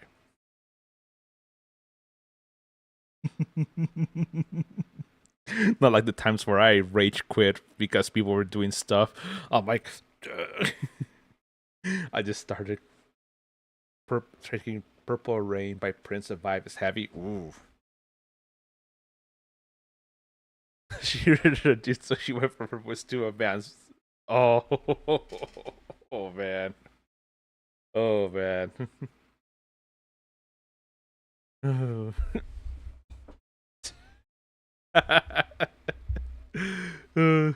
In a matter of seconds, and then the guy she rated, yo, what's up, everybody? hey, Miss Auto Kitten, thanks for the raid. That type of stuff.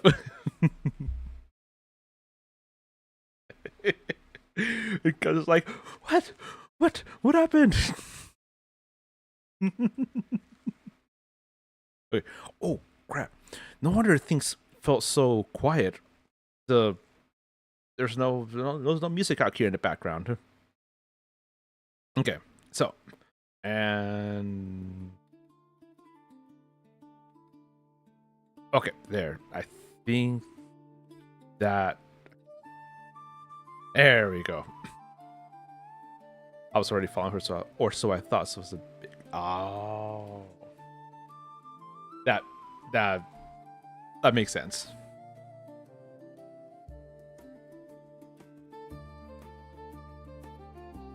Oh. Yeah, as I was talking, in the back of my mind, I was like, something's missing. Like, there's something, like something's not completely right. What's missing? Music.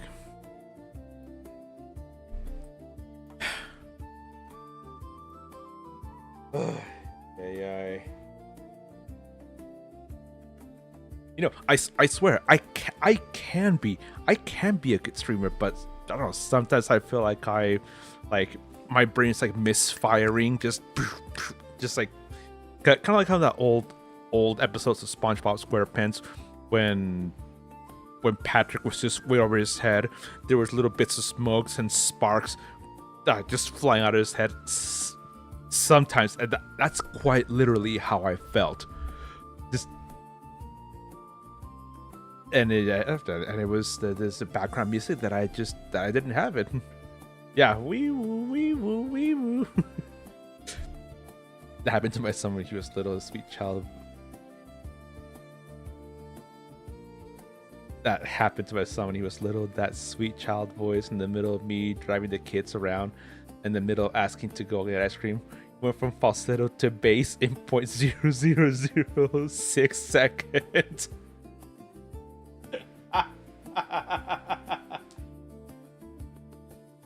Double take read around town.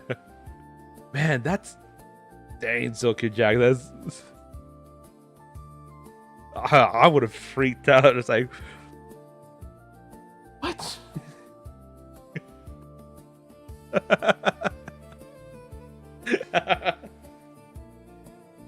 that would have freaked. The look of panic, bewilderment, and shock in his face. I laughed for about an hour.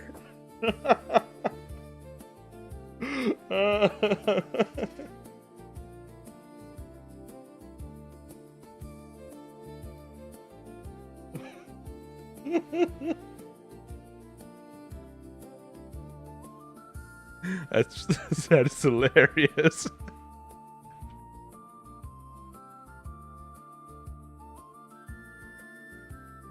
Oh man.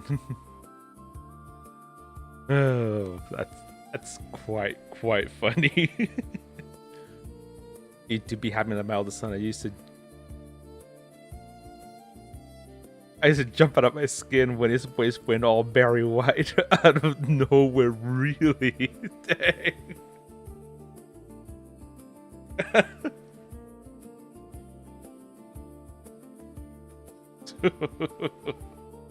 Oof. I actually had no idea when that happened to me. I had no memory of that. Man. Okay, so getting back to this, I still need to keep populating this town because my youngest son was a bit more progressive, but the oldest base is, oh man, that's wild though. It just happened like that.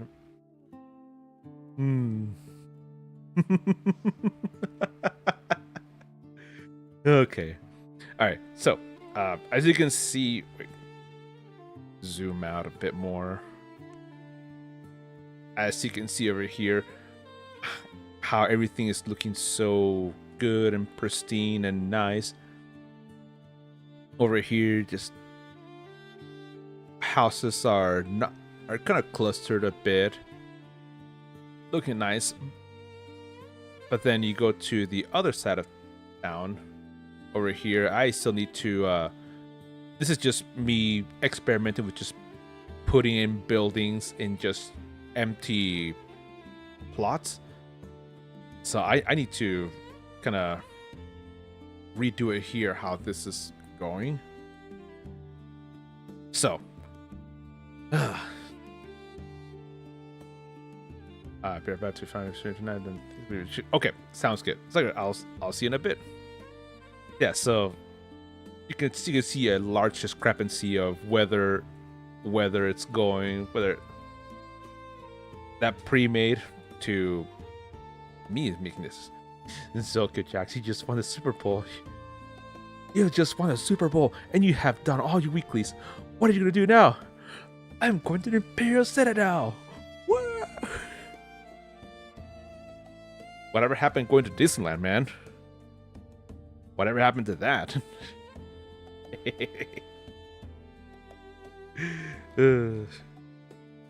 Okay, so let's open up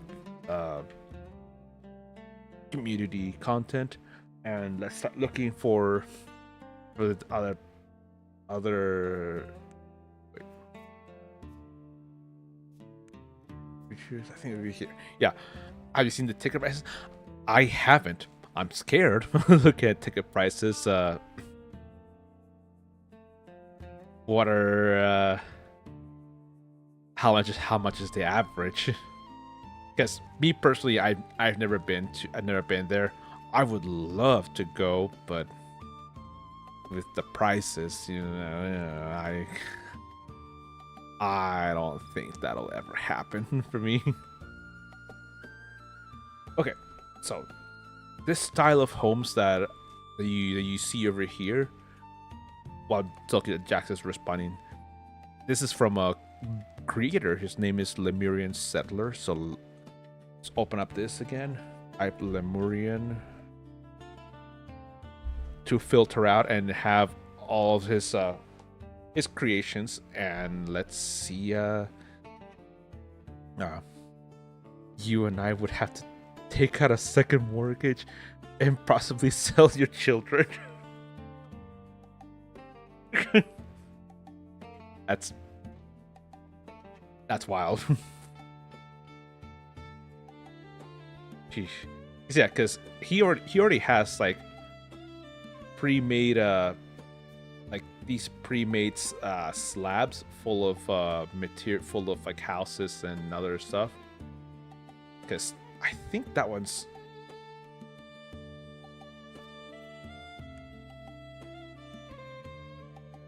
I think I already have this one.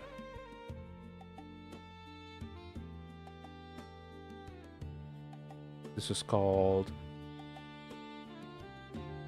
Large Street. And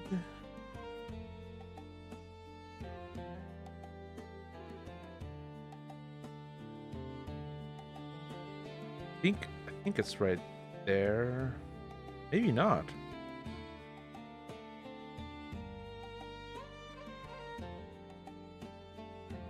Actually, no. That's actually not as here.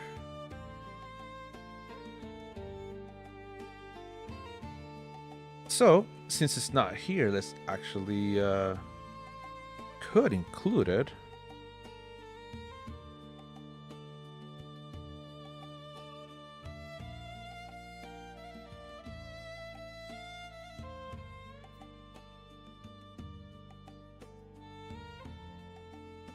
Yeah, we could include it here.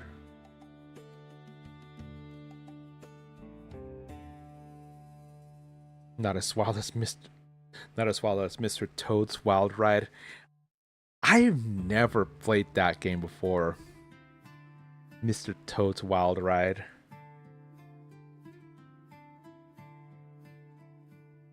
And even then, that name. Like yeah, I have heard of it, but yeah, never played it. Cavern, the Leafy Hideout. Huh. That's okay. That's actually kind of cool. Let's see if we can put it somewhere here. Okay, so.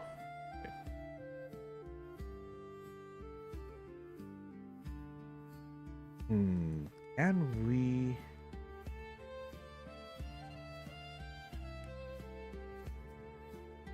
Copy slab, no. Cut slab, publish slab.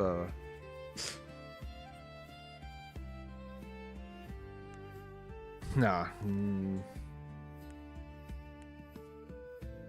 Toggle water build display. Toggle build light. Toggle grid.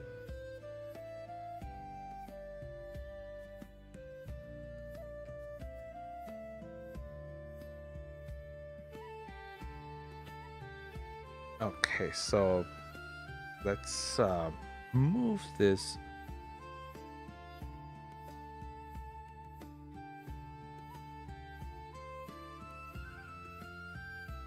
Okay, so let's take out these 4 buildings over here, because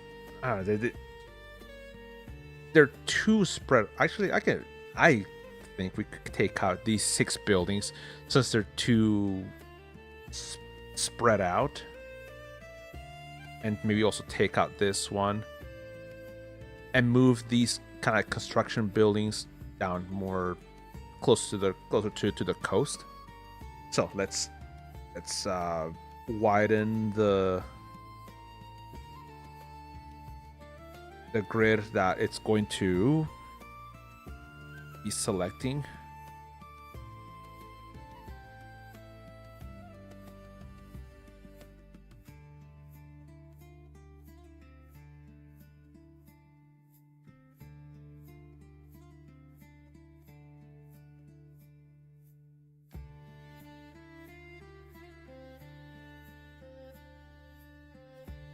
Okay.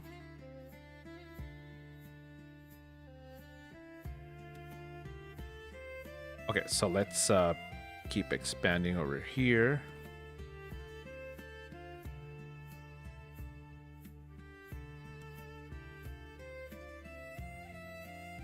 Let's move this up over here. Yeah, let's keep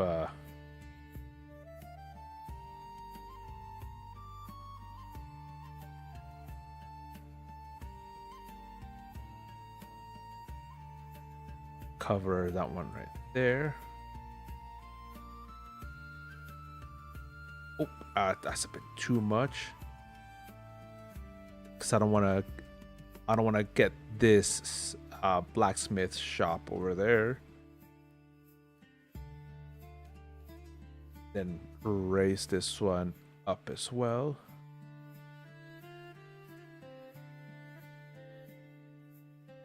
And let's also make sure that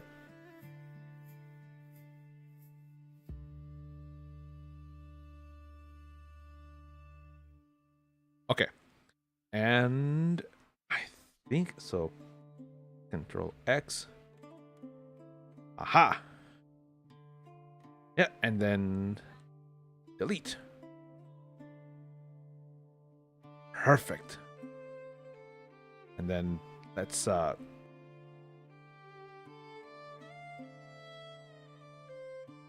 also then get rid of these yeah,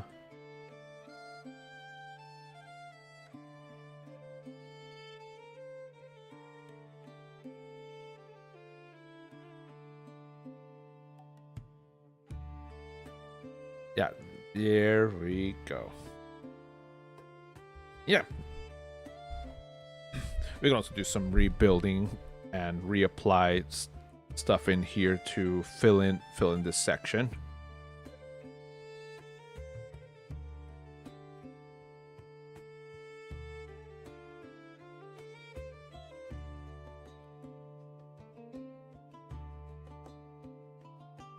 And build. Aha, there we go. Now that those have been filled up, we can now redo the construction and redo the leafy hideout. So this seems to be a tavern of sorts in here. We can put this in there.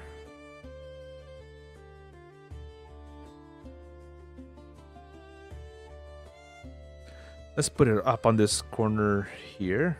Not fully to the back corner there. But to give a little bit of a street over here. Street canal so for people to walk through. Alright, open space again, and let's workshop compound.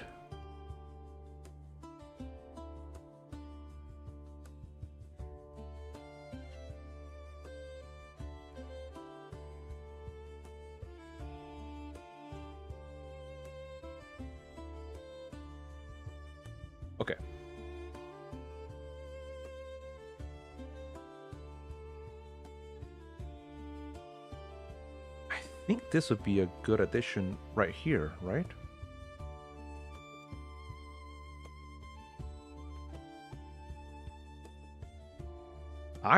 Yeah,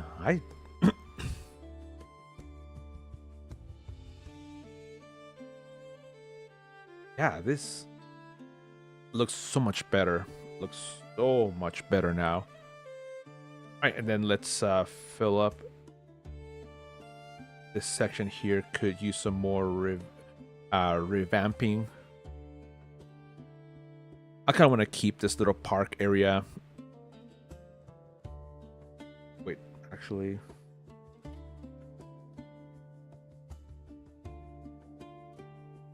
Wait.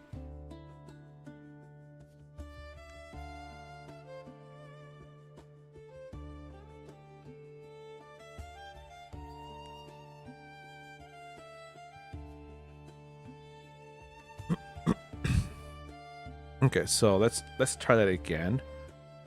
Include this right here. Up to the height of this construction material.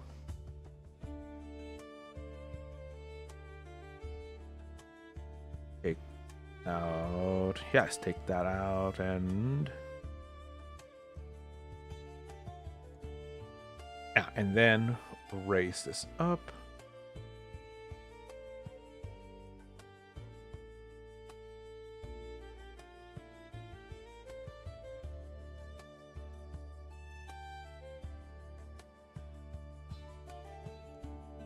Sure that none of that is taken out. Okay, Control X. Aha. And then let's take out these planks.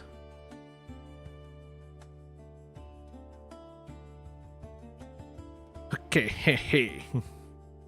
All right, and let's take that down.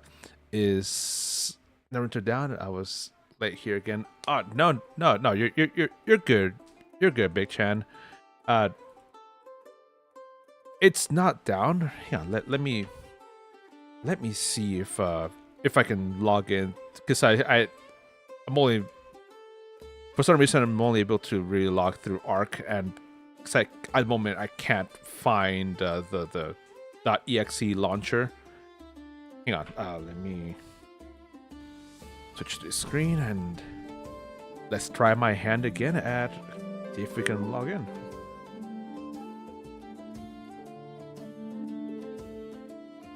Because servers were a bit down earlier, and they're still down. Yeah, they're still down. Okay, well, let's try to again later. This game is cool though. Oh, it is, and it's not. It's actually this. Isn't like a normal game, like normal. This is more of a of an actual of a tabletop experience where people can come in and actually play Dungeons and Dragons in person. So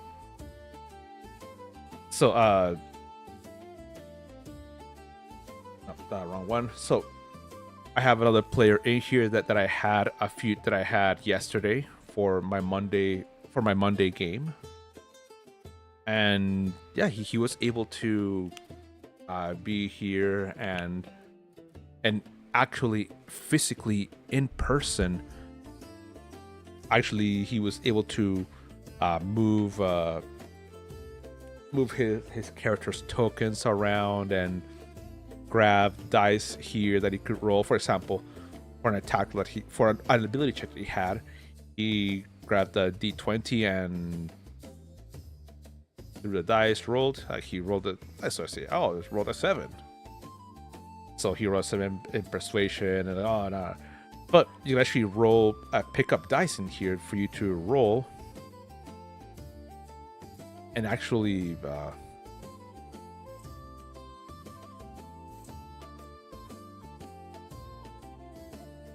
It actually roll dice and move. For example, like Big Chan, if you were here, the custom made 3D printed miniature that I made for you, which we'll need to make another one and put up here. We could bring that miniature in here and add it in here, and then yeah, and have it in here and be able to interact with the world and be able to actually be a part of, visualize what me as a DM am trying to explain to everyone. Hey, Nostalgia Steve, welcome. What VTT is this? This is Tailspire. Yes, that is. Yeah, it's awesome. Yeah, so hang on. Take out the miniature. So yeah, this is Tailspire. It's been awesome, and I've been slowly getting it to get my players to come in here and have my Monday and Saturday games that I host. Well, Monday games I host for viewers like you, for people to come in, and then Saturdays is my personal games. Kick out that Nostalgia Steve guy. He's a troublemaker. Oh, really? Oh, and Hoilepa. Hello. Welcome.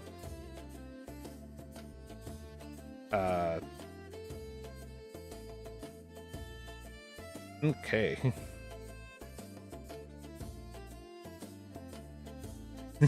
Hello, Hoilepa. Welcome to the stream. At the current moment, I am I'm a natural born jerk. I've perfected being rude. Am I even allowed here?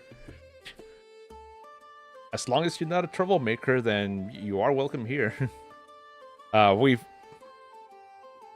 Reason why Zokyo Jackson is because there have been some other people who actually have come in here. I know him from DDO was a joke. Oh, dude.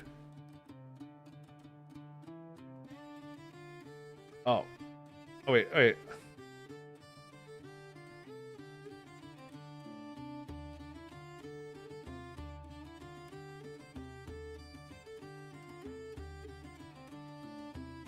The top building stream has a lull at the end.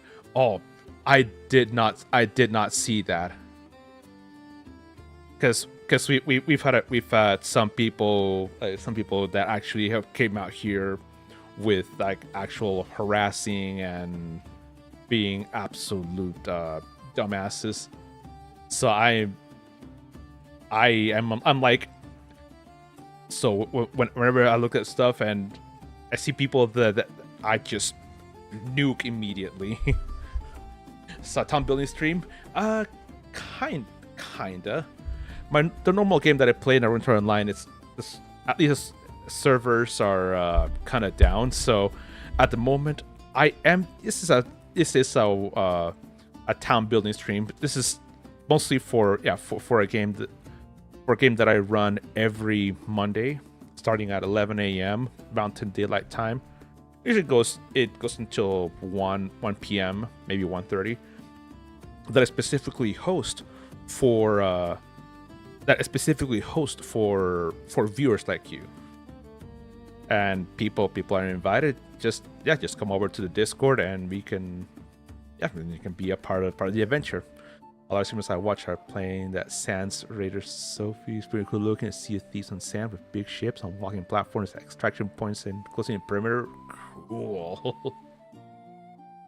The natural born jerk have perfected me in my little area. Yeah, you are. Let me think for some shops. Okay. I'm currently just adding just lots of like random stuff. Like here's like a little chapel for clerics to go into for different deities, and all this is based around 5th edition Dungeons and Dragons. This right here is like a little herbalist shop. This is more of a higher end restaurant. One of these One of these around here is I have a brewery. I think that, yeah, this right here is a set of like a brewery. Here's smart markets. Here, right here, I put up a blacksmith, and here's another like workshop close to the blacksmith. There's a little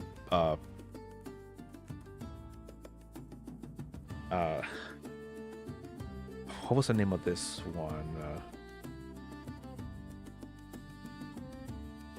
Another tavern, yeah, a small tavern called the Leafy Hideout. A welcoming kitchen, popular patio, and 2 options for places that players can call their base, upstairs and downstairs. See my YouTube for more tips. So yeah, so let's see what is included.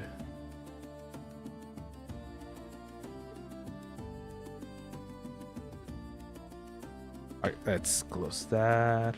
Ooh. Very nice, very nice. Let's see what else we can find.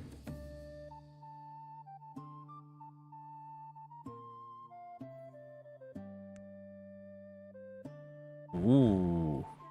That's way cool. That's way cool. And then he said that there's some other additional downstairs. Oh.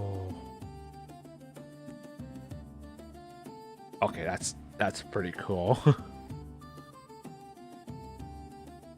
I could never think of something like this. That's why I just go around and plug in things that I find.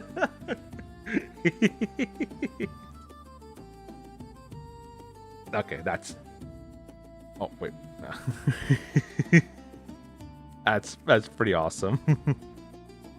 Okay, so at the moment I'm still trying to fill up some rather empty spots right here.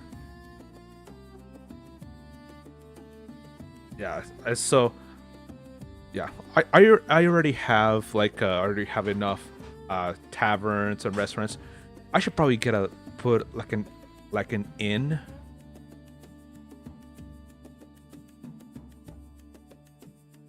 I already have like a dock of sorts. I could add in more dock like materials. I'll need probably like an inn, and I want to extend this more, have like a bigger park in here. So this area, I think I'm gonna move this and have more of a park in here. All right. Hansen's Arcane Racks. This shop sells broken magic items for half its worth. The owner, Hansen, loves to send his customers to his old adventure buddy Lanzario, an elf magician who has a magic repair shop in the town. An old friendship between the two, and Hansen's simple he loves working with magic items. So an arcanist and an arcane blacksmith. I like that idea a lot, because yeah, that's one thing I haven't really thought about, because obviously some magic items do break, they wear out, and they will definitely need someone skilled to repair. And yeah,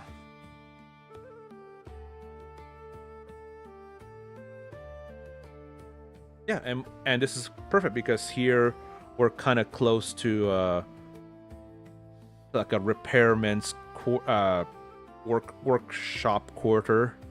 Okay, so let's look at some assets then.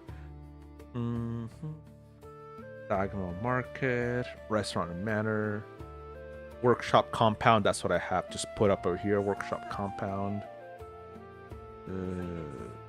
Taverns. Popular Inn and Tavern. Ale House Tavern, the Steel Cup. Graveyard Chapel, Family Home. Let's see. Let's type in repair.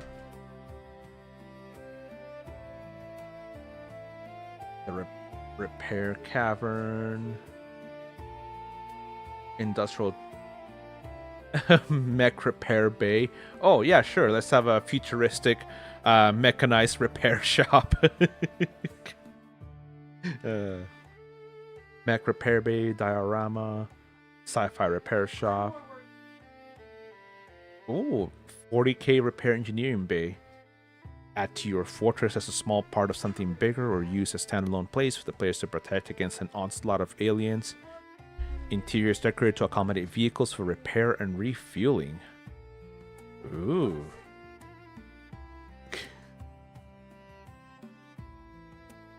A cart repair shop. Oh, a Cartwright. That's awesome. Okay, so actually, let's have this Cartwright over here.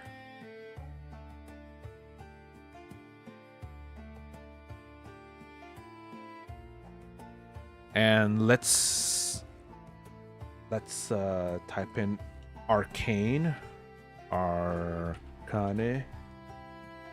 repair shop. Let's see. Wizard's arcane study, arcane shop tower, power source, arcane water fountain. No.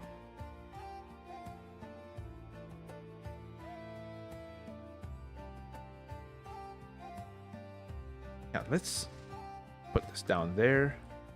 Let's see how it looks.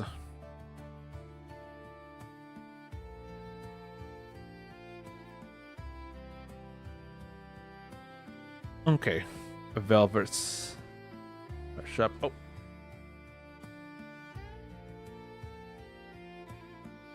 that's totally fine.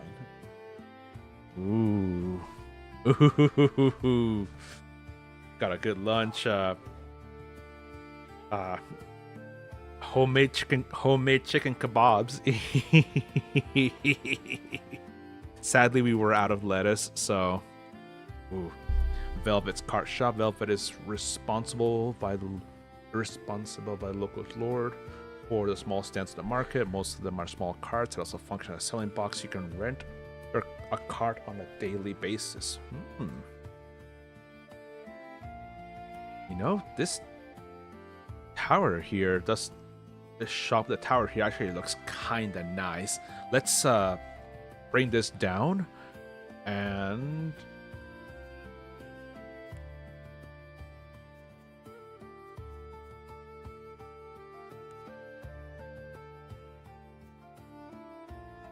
ooh. That's okay, that's way awesome.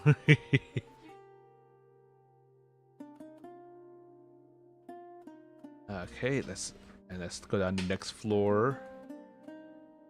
Ooh. All right, and then let's go down the following floor. Dang. All right, I think I found the perfect shop for that other section.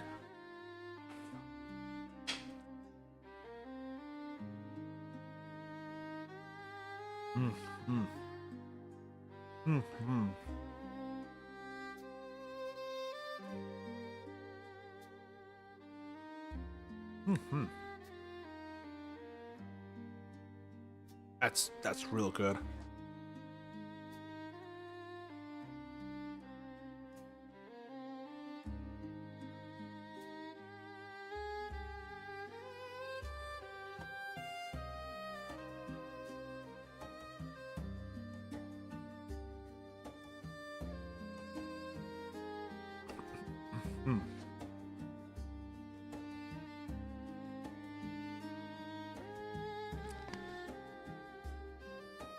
Wow. Wow. Like Borat would say, wow, wow, wee, wow.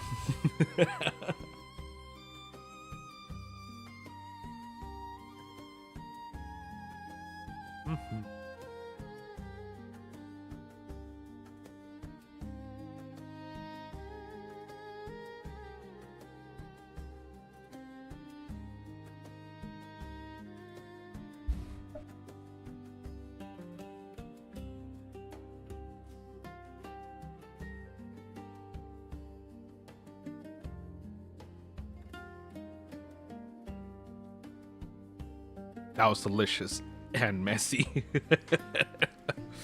Man, I really, really enjoy kebabs. Oh, thank you, babe.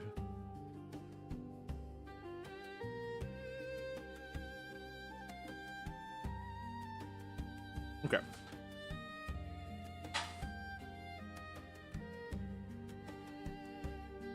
Yeah, that was good. Okay, so let's keep looking. I think that's the second floor of this building. No, that might probably the ground, oh, quote unquote ground floor. Oh, and here's the basement. Oh, wait. Ah, okay.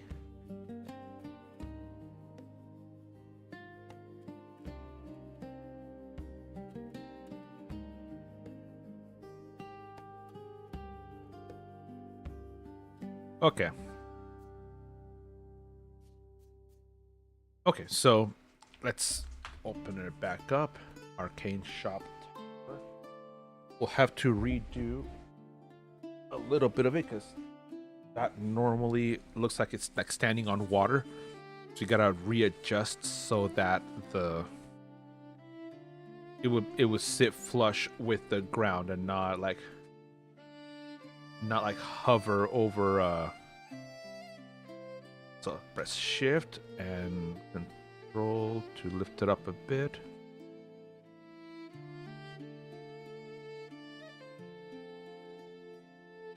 And rotate. Okay.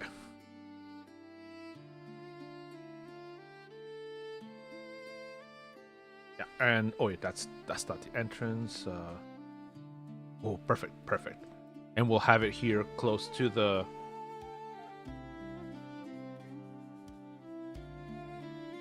we'll have it here close to the people here that actually manufacture and the repair quarters.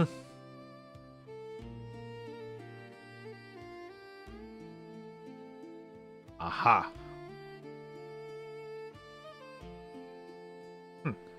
And not just that, but over here next to it, I was thinking let's have some. Well, this will like a practice, like shooting range of sorts. Strong Arm Guild. This guild has shelf specialized on rough job moving boxes. They are most of your price one. They are a bunch of troublemakers, but honest and hard workers. That could be a. That could be a good place to kind of be around here. Okay, so let's try to make like a shooting range of sorts in here. So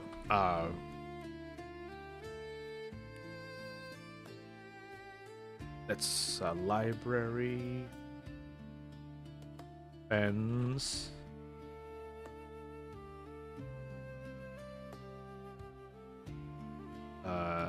It's like graveyard fence, curb fence.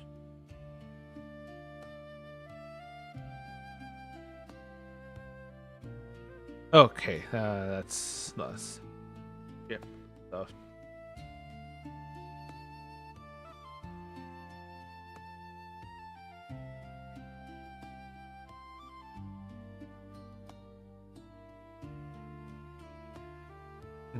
No, that's city roof. Fire escape control corner. Fire escape. No, that's not what I'm looking for. Concrete building. Concrete wall. Nah, that's.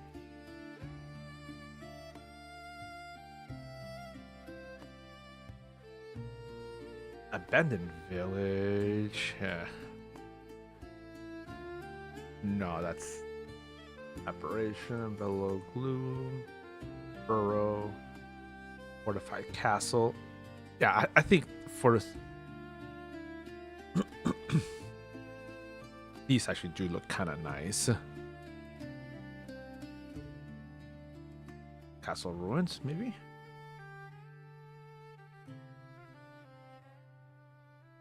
Cavern, no. Lava cavern. Desert village? Okay, let's type again. Fence.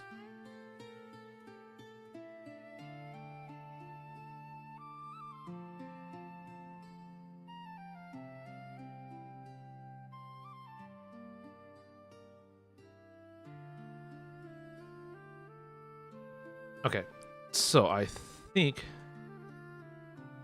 this would be yeah, so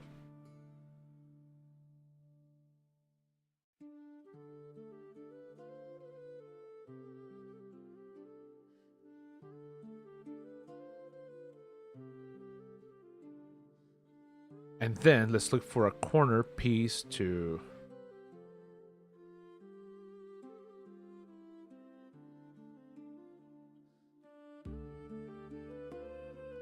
yeah, I can see that. All right.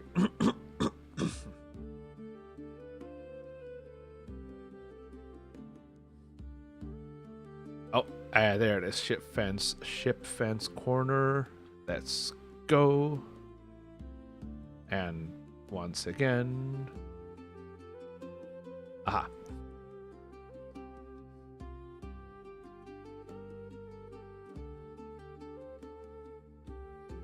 This is primarily made just to keep people out of dangerous path, because since this is an arcane shop, people are going to be trying out and testing out all their magic weapons once they've been repaired. Right?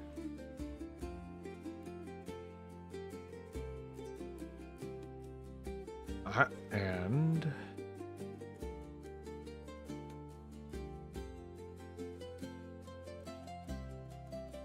wait. Oh, wait. There we go.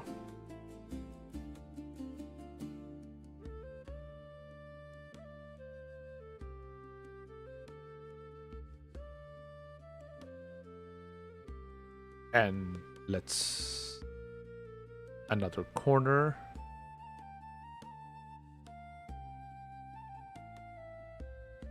Ah. And move it here. Aha. Perfect. All right, and the hunter's bar, this bar. Okay. Although that bar idea is good, I've already have enough. I already have enough of those like tavern and bar ideas already. But thank you. But these suggestions, these are good, and you gave me some really good ideas on what to have in here. Now let's see if I can find some like targets and training dummies. So so let me training.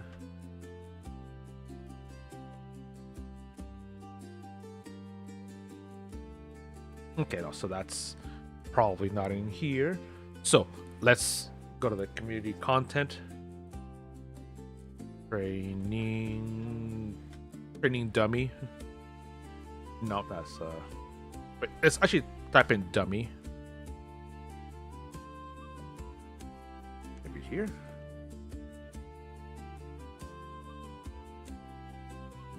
Hopefully this nope. Haha.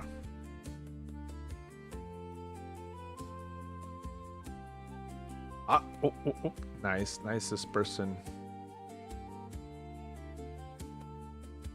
Let's take out some of these. Aha, Strawman. Yeah. Oh, Strawman would have been a good one.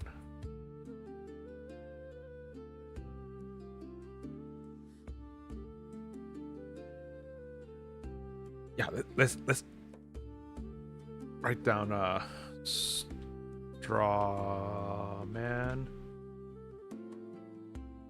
Let's type also here. Let's do just straw. Oh no, never mind. Oh, it's a strawberry mouse. Cute.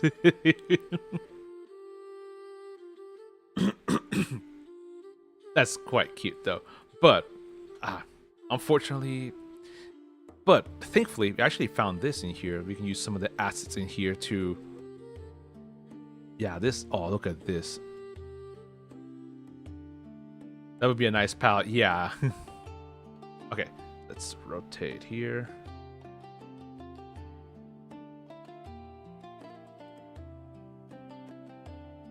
All right, and oh, probably Scarecrow.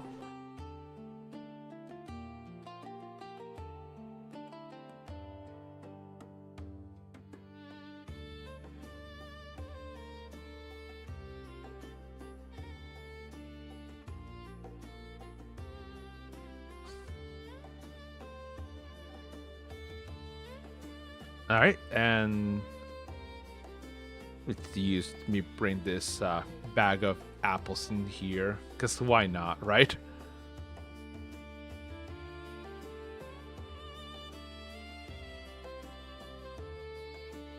Okay. Oh, and a gate, and it. Yeah, you know what? Let's still use that little mouse here.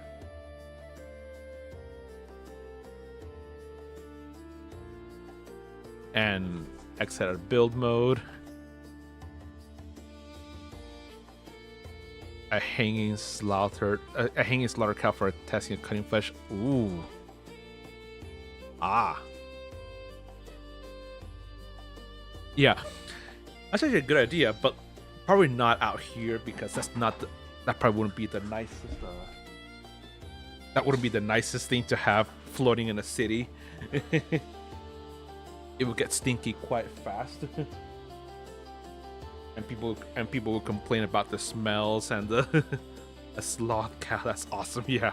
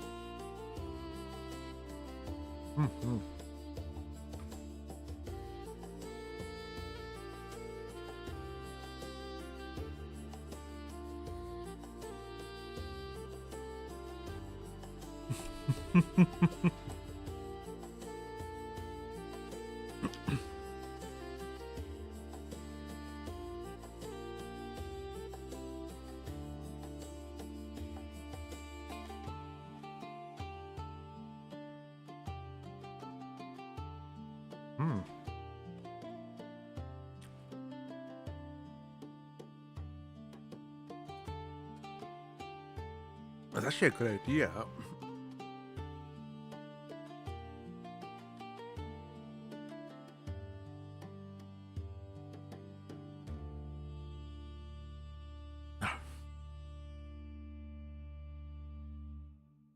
Yeah.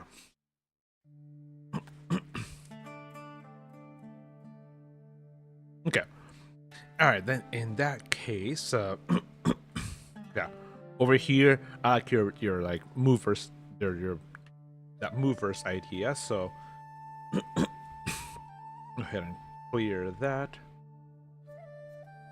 Labs. Let me see. Warehouse.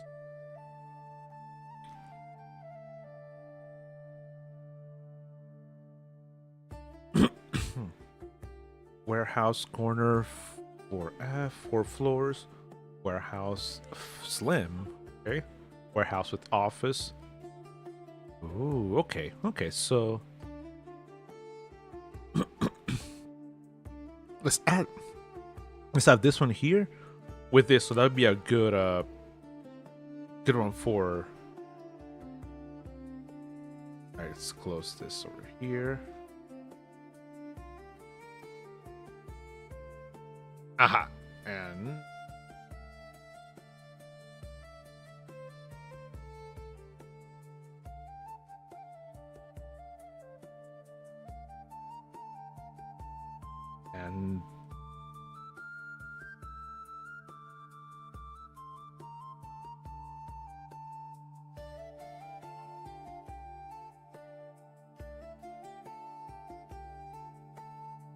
And let's lower a little bit. So it can mesh quite well with this one.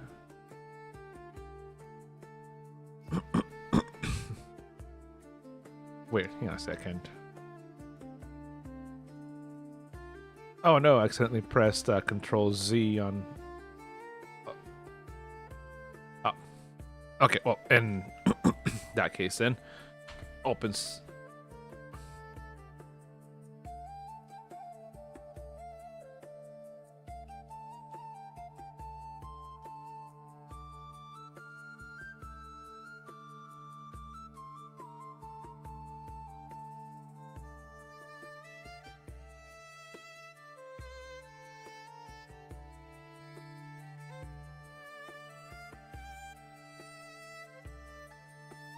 Okay, and I think that's pretty good. I think that's pretty dang good. Just basically a building full of, like I said, movers and tough guys that ready to get stuff going. And this is kind of an office as their headquarters. Open.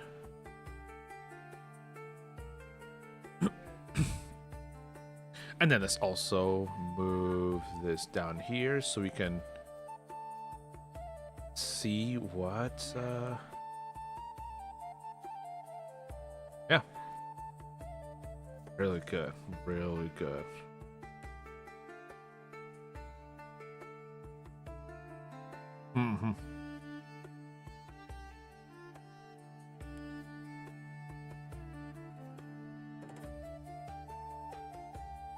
Yep. Very nice. Very nice. Okay, well, thank you. Thank you for your suggestions. Right, and over here I'm thinking I need to move this park, and I was thinking we were more center and just really extending this park.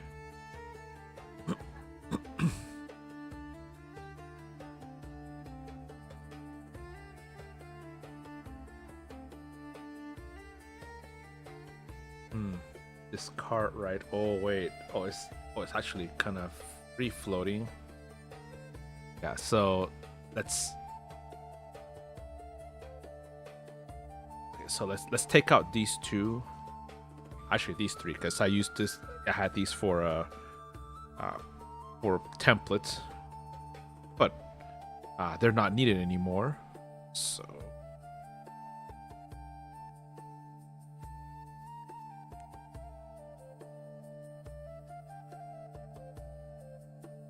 And go up, and then Control X, cut, and there we go.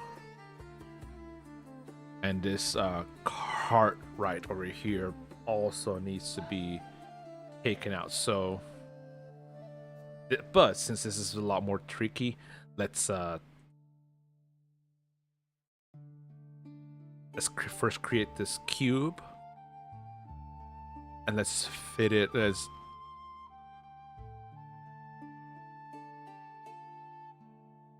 let's make it fit that area, so only that area gets taken out, and not the floor underneath. That's what either.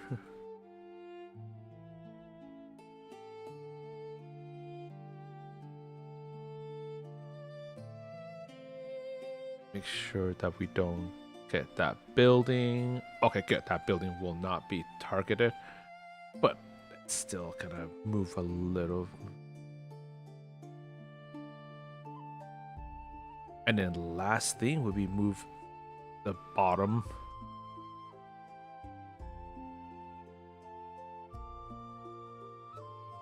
And perfect.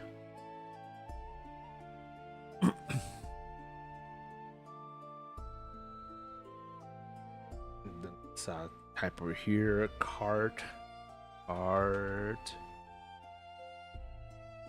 it is, cart repair shop.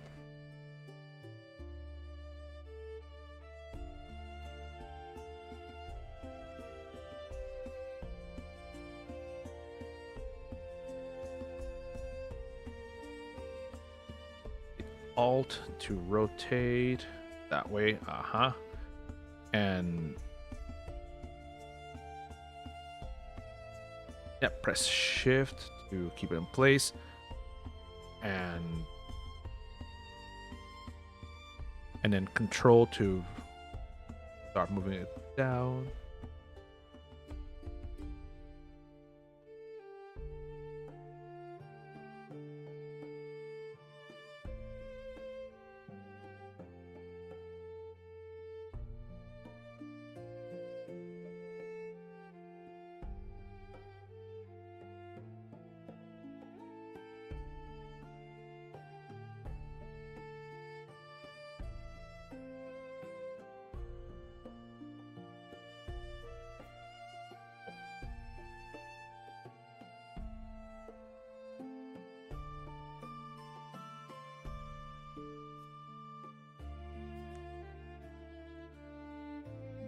Perfect. This is okay. Yeah, this is looking a whole lot better. And let's put that in. Accidentally took that out.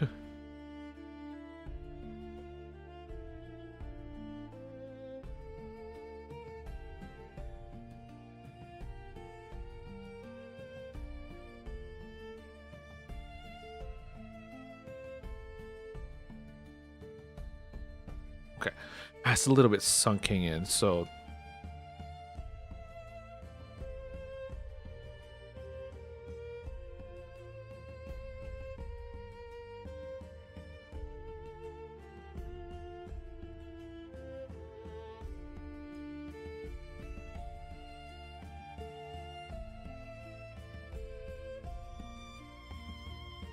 there we go. Let's add it again. Space. Nearby cart repair shop. Rotate that way. Control.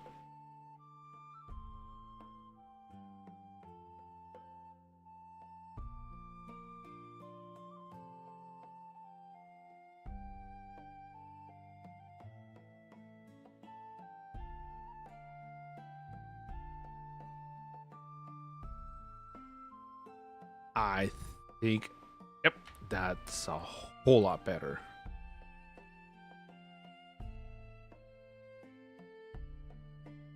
Yep, and let's go ahead and also add in a miniature for to kind of help visualize what characters and what people will be looking at once they come in. So, item craft. Let's have our little kobold cleric of the forge come in and see if he finds this to be a really good, worthwhile building. So,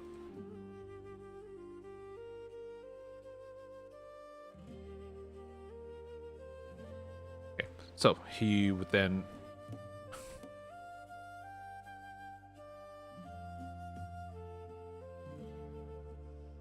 and he would open these doors, make his way inside. Cart shop has some good we need to work on illumination in here because it is very dark.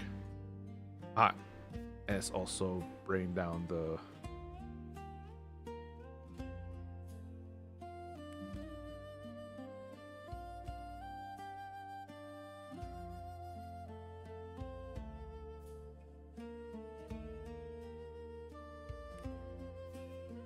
and let's lock that in place so that everyone can see very well. Yeah, and so this actually that enable torch. Now he can go around and see and look.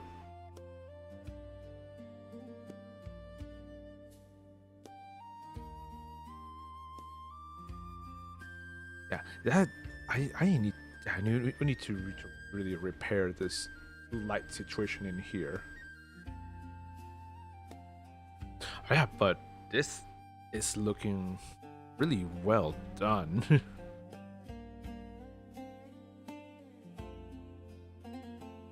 And then he would go up the stairs here Oh, something's preventing. Oh, this cloth.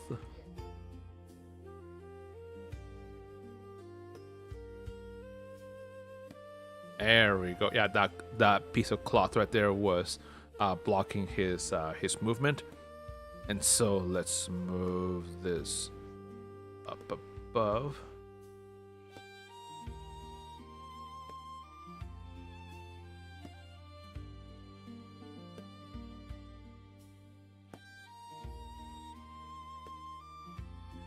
Yep.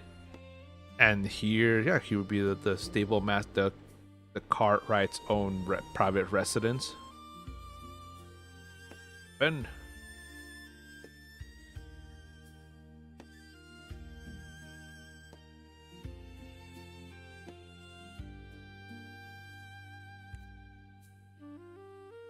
Oh no, wait. Oh, okay.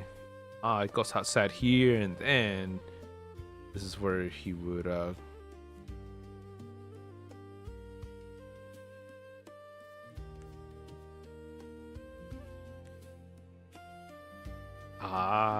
okay, that's where he would go up. And behold, the Underminer.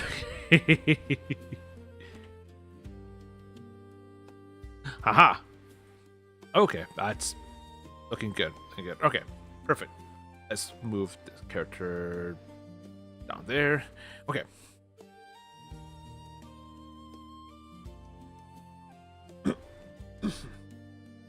Excuse me.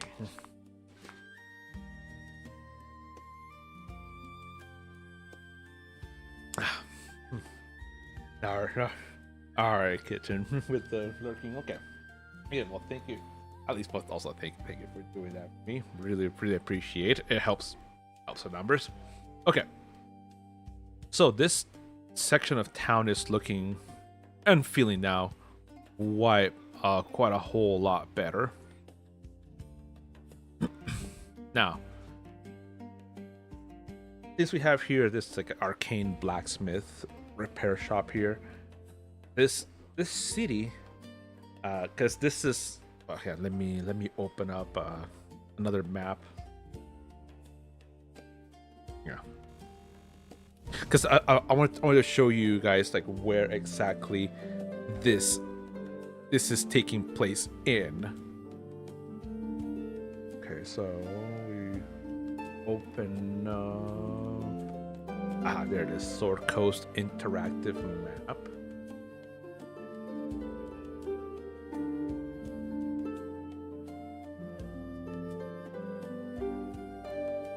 And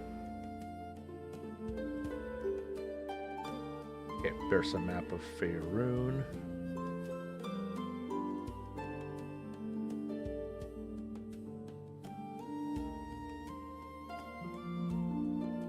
Oof, that was okay.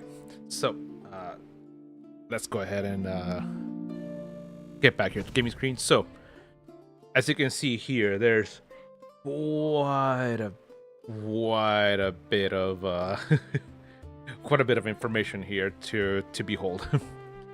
So this map is it shows for the most part the continent of Faerun. For those of you who are here, right, Neverwinter players, most of you are familiar with only this area right here. In fact, there it is. There's Neverwinter right there. So yeah, so this we own, and here's Mount Hota now, Gontal Grim.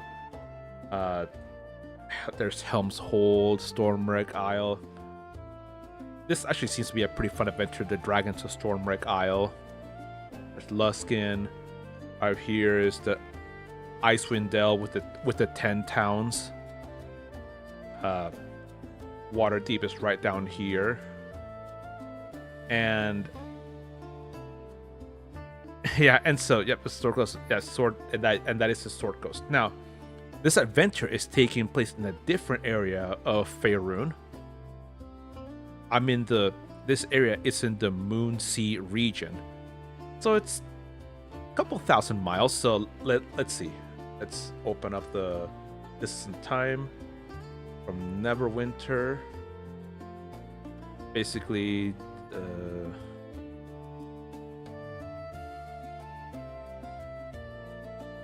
to Flan, that's a distance of 1,598 miles, or 2,397 kilometers. So that's quite a ways. And if you just flew directly by Dragon or Griffin, that's 22 days and 3 hours of flying. And if you were on top of a construct like a golem, then that would be 8 days and 8 hours. Jeez. Okay, so Luna, welcome. Lunar 10 towns. Yep, that's where your character is at. Exactly. Icewind Dale is an unforgiving frozen hell, but it breeds hardy people. And yeah, but this adventure is currently taking place in the Moonsea region, and more specifically inside of the city of wait, I can't zoom in anymore. The city of Phlan, Phlan. Phlan, also known as the Jewel of the Moonsea, is a large frontier town with a long and storied history. Endless cycles of town's destruction and determined rebuilding saw it grow more resilient and formidable. In addition to being a monument to the stubbornness of the Moonsea people, this city is famous as the home of one of the most fabled pools of radiance, the source of power for a legendary otherworldly spirit. Phlan was founded atop Valjevo Isle, a small isle within the delta formed by the mouth of the Stojano River, and grew around the isle's namesake castle. Circa the late 15th century DR. Also, for reference, the current time in the Forgotten Realms is the year 1501, so we're now in the early 16th century. As of circa the late 15th century DR, Phlan is divided into two prominent areas, the walled-off Old City and a newer region called East Phlan. And as of the late 15th century, the city enjoys a century of steady rule and no disastrous events, allowing trade and commerce to flourish. The city receives caravan shipments of valuable ores and gems from the mining communities from the north, and protected by the barbarous warriors of the Ride. Okay, so this is a pretty good city. Well, good. It's a good city to make merchant and commerce in. But this city kind of sucks because the worship of Bane is one of the more popular modes of worship in here. For those who are unaware, Bane is the god of tyranny, conquest, and slavery. So if you are unlucky, it's pretty easy to fall into slavery here. And also pirates are pretty frequent and common in the Moonsea area. And there's also places like infamous places as Hillsfar, Melvaunt, Zenthal Keep. So it's quite a bit. There's the Quivering Forest, home of a very famous, very infamous green dragon called Vorgan Sharax, also nicknamed as the Maimed Virulence. So there's quite a bit of adventures in this place. Oh, there's Elventree, the Cormanthor Forest, which is the home of the Dale lands, such as Shadowdale, Shadowdale, which is the home of Elminster, the great sage of Shadowdell. So yeah, so this city right here, it's a really good city to have adventures in, and for quite a bit for the first few years of 5th edition, a lot of Adventurers League modules were centered in and around the Moonsea, in Flan, Zental Keep, Hillsfar. Hillsfar is a crazy city. Hillsfar is a walled-off city. It's a walled city, fortified, and is the military force of the Red Plumes, who ensure the city's security from foreign forces. In the 15th century DR, the military is known as a Tower Guard and is supplemented by a powerful Mages Guild. Although trade in the Moonsea is typically carried through rivalries and competition, almost all the goods of the region pass through Hillsfar in the hands of middlemen and intermediary merchants. The city was once a port where stolen and illicit goods were traded, but this is no longer the case. By the late 15th century DR, the city is ruled by a senate of 31 wealthy merchants and guild masters. However, since the senate could rarely agree on anything, actual rule of the city, falls to the first Lord Thorin Nomerthal. Hells Fargo was the bank they used. Exactly, Hells Fargo. And actually, this is a little bit outdated information now. First Lord Thorin Nomerthal is not the leader of this land anymore, because after this happened, first of all, Lord Thorin Nomerthal was actually enchanted by a succubus who was sent in by Gratz, an extremely powerful demon lord.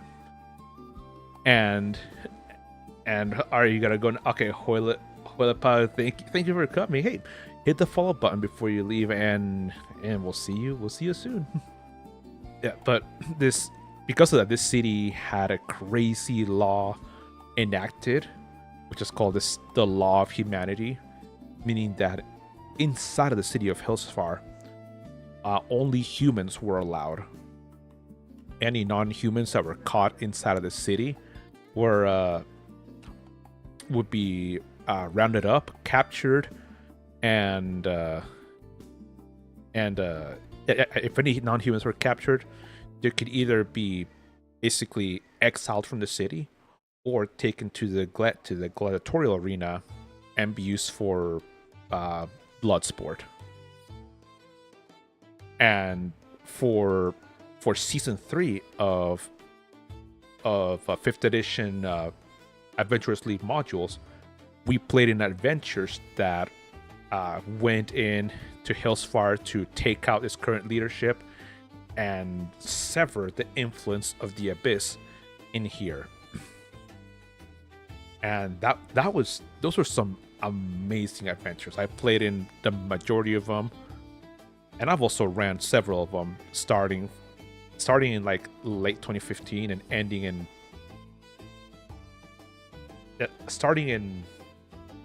around August of 2015 and ending in spring of 2016.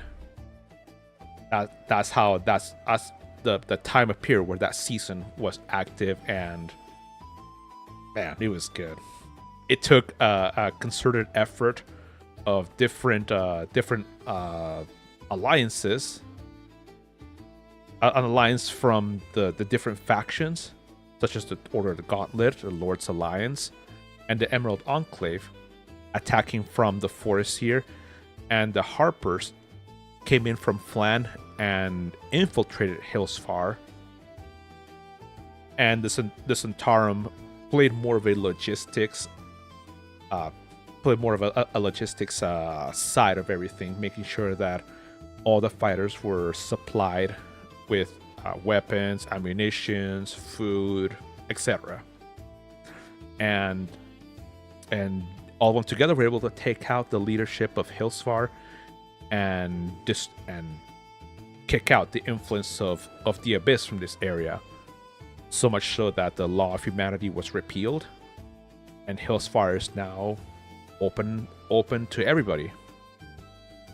Still, there are some people who quite enjoy that law of humanity, so there's still kind of a slow brewing of a civil war inside of this city. But it's not a civil war, but there's some tensions. There's some people that still will only interact with humans. That's it. They will completely shun and not accept any non-humans. But there are some that will accept and bring in. So yeah, it's a really fun city, really fun place to make adventures and have stuff in. Some like Nashers. It would be similar to it, but that's Nashers are all the way out here, a couple of 1,500 miles away. Yeah, well, let's see. Distance and time from Hillsfar. Let's see. Wait.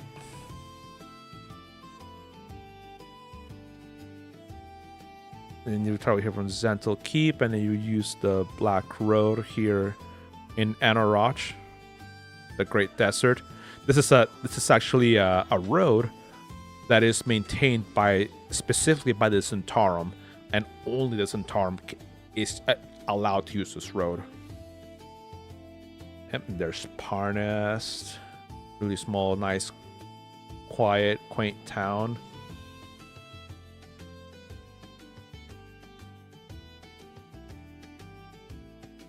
Yeah, so I'm currently just using yeah,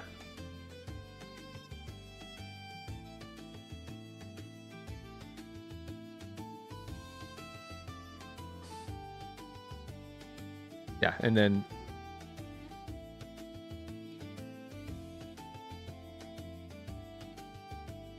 yeah, just keep going up north here.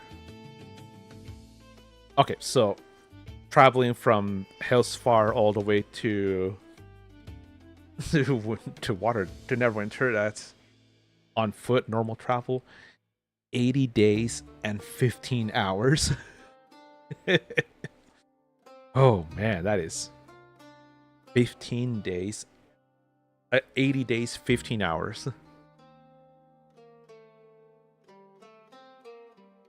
If you were riding atop a construct, that's 10 days and 3 hours. And flying by dragon, that's 26 days and 16 hours.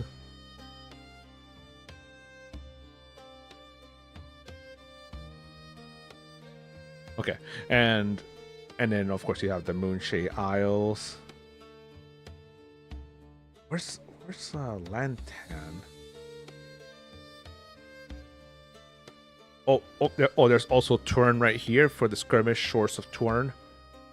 When we start from Neverwinter, we are teleported here. We defeat Cult of the Dragon peoples.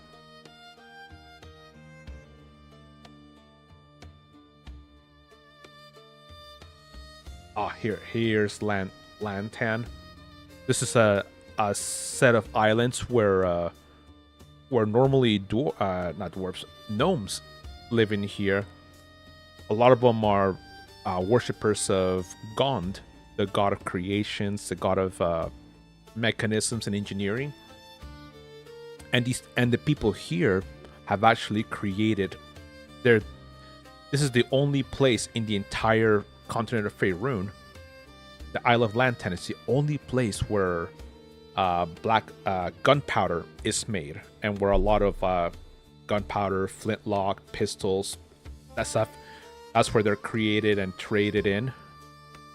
Anyone else in Faerun who tries to devise such mechanisms, Gond actually steps in and prevents him from doing that, because he only wants his clergy, his priesthood, from being the only ones able to do that.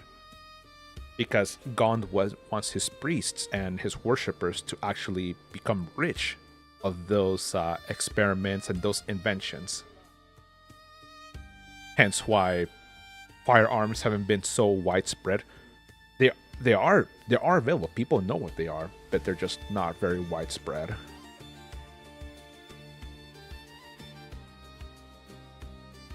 Yeah, so and here, yeah, here's Kalimshan, Tethir, Omn, Halrua is somewhere around here. Oh, and there's also right down here. Here's Chult. For those of us who played in Tomb of Annihilations, from Neverwinter to Chult. Let's see, by ship, how much is that?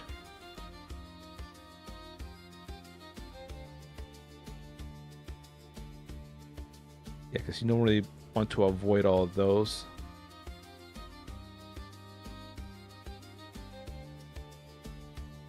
By sailing ship, that's 48 days and 14 hours.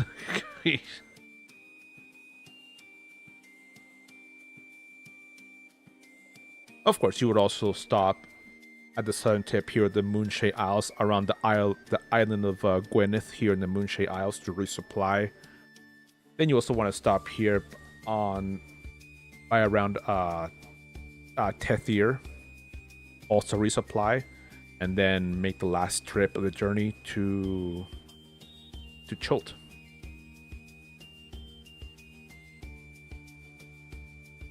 So those 48 days could easily become over 50, 53, 54 days, depending on how long people want to stop at these, locations, or if they even want to make another stop at Kalimshan. Kalimshan being an incredibly powerful center of commerce here. But okay, so let's bring that down, and yeah, we're here inside the city of Phlan. And right here, I also have this right here. It's a manor where a lot of my players have been coming here to interact with and receive missions from one of the local nobles of the city of Phlan. So let's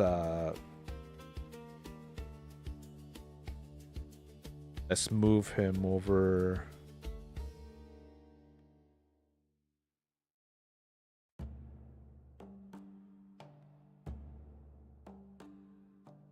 Okay, and let's move him here. This is what the players would actually be encountering. So let's open.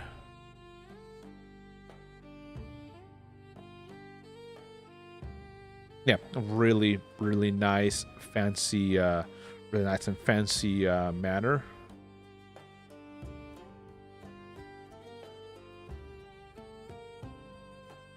Yeah, very opulent, very fancy, very much the people who would spare no expense in making sure that their living arrangements were comfortable, opulent, and luxurious as possible. Yep, and here be the top floor.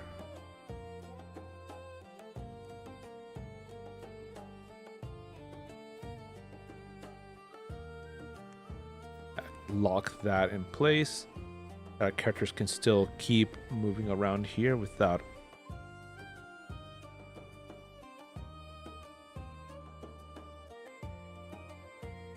and then our character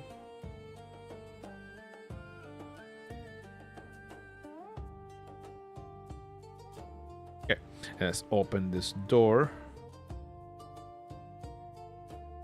and there's another ladder going like unlock.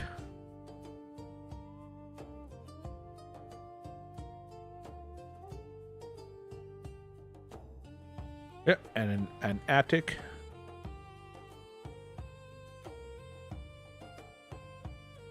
Yep, and an attic leading here to the roof.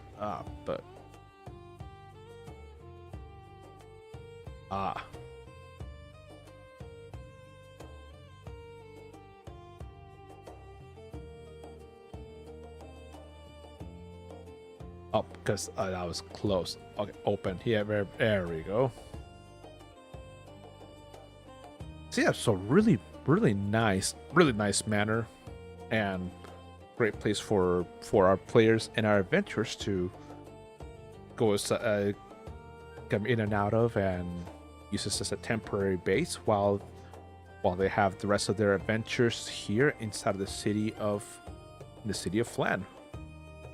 And here be the dock that goes to the Moonsea. All the different stores. And who knows? Maybe our friends won't be going to all of these. They may not be able to go to all of these different places and stores. But they're there for when they need it.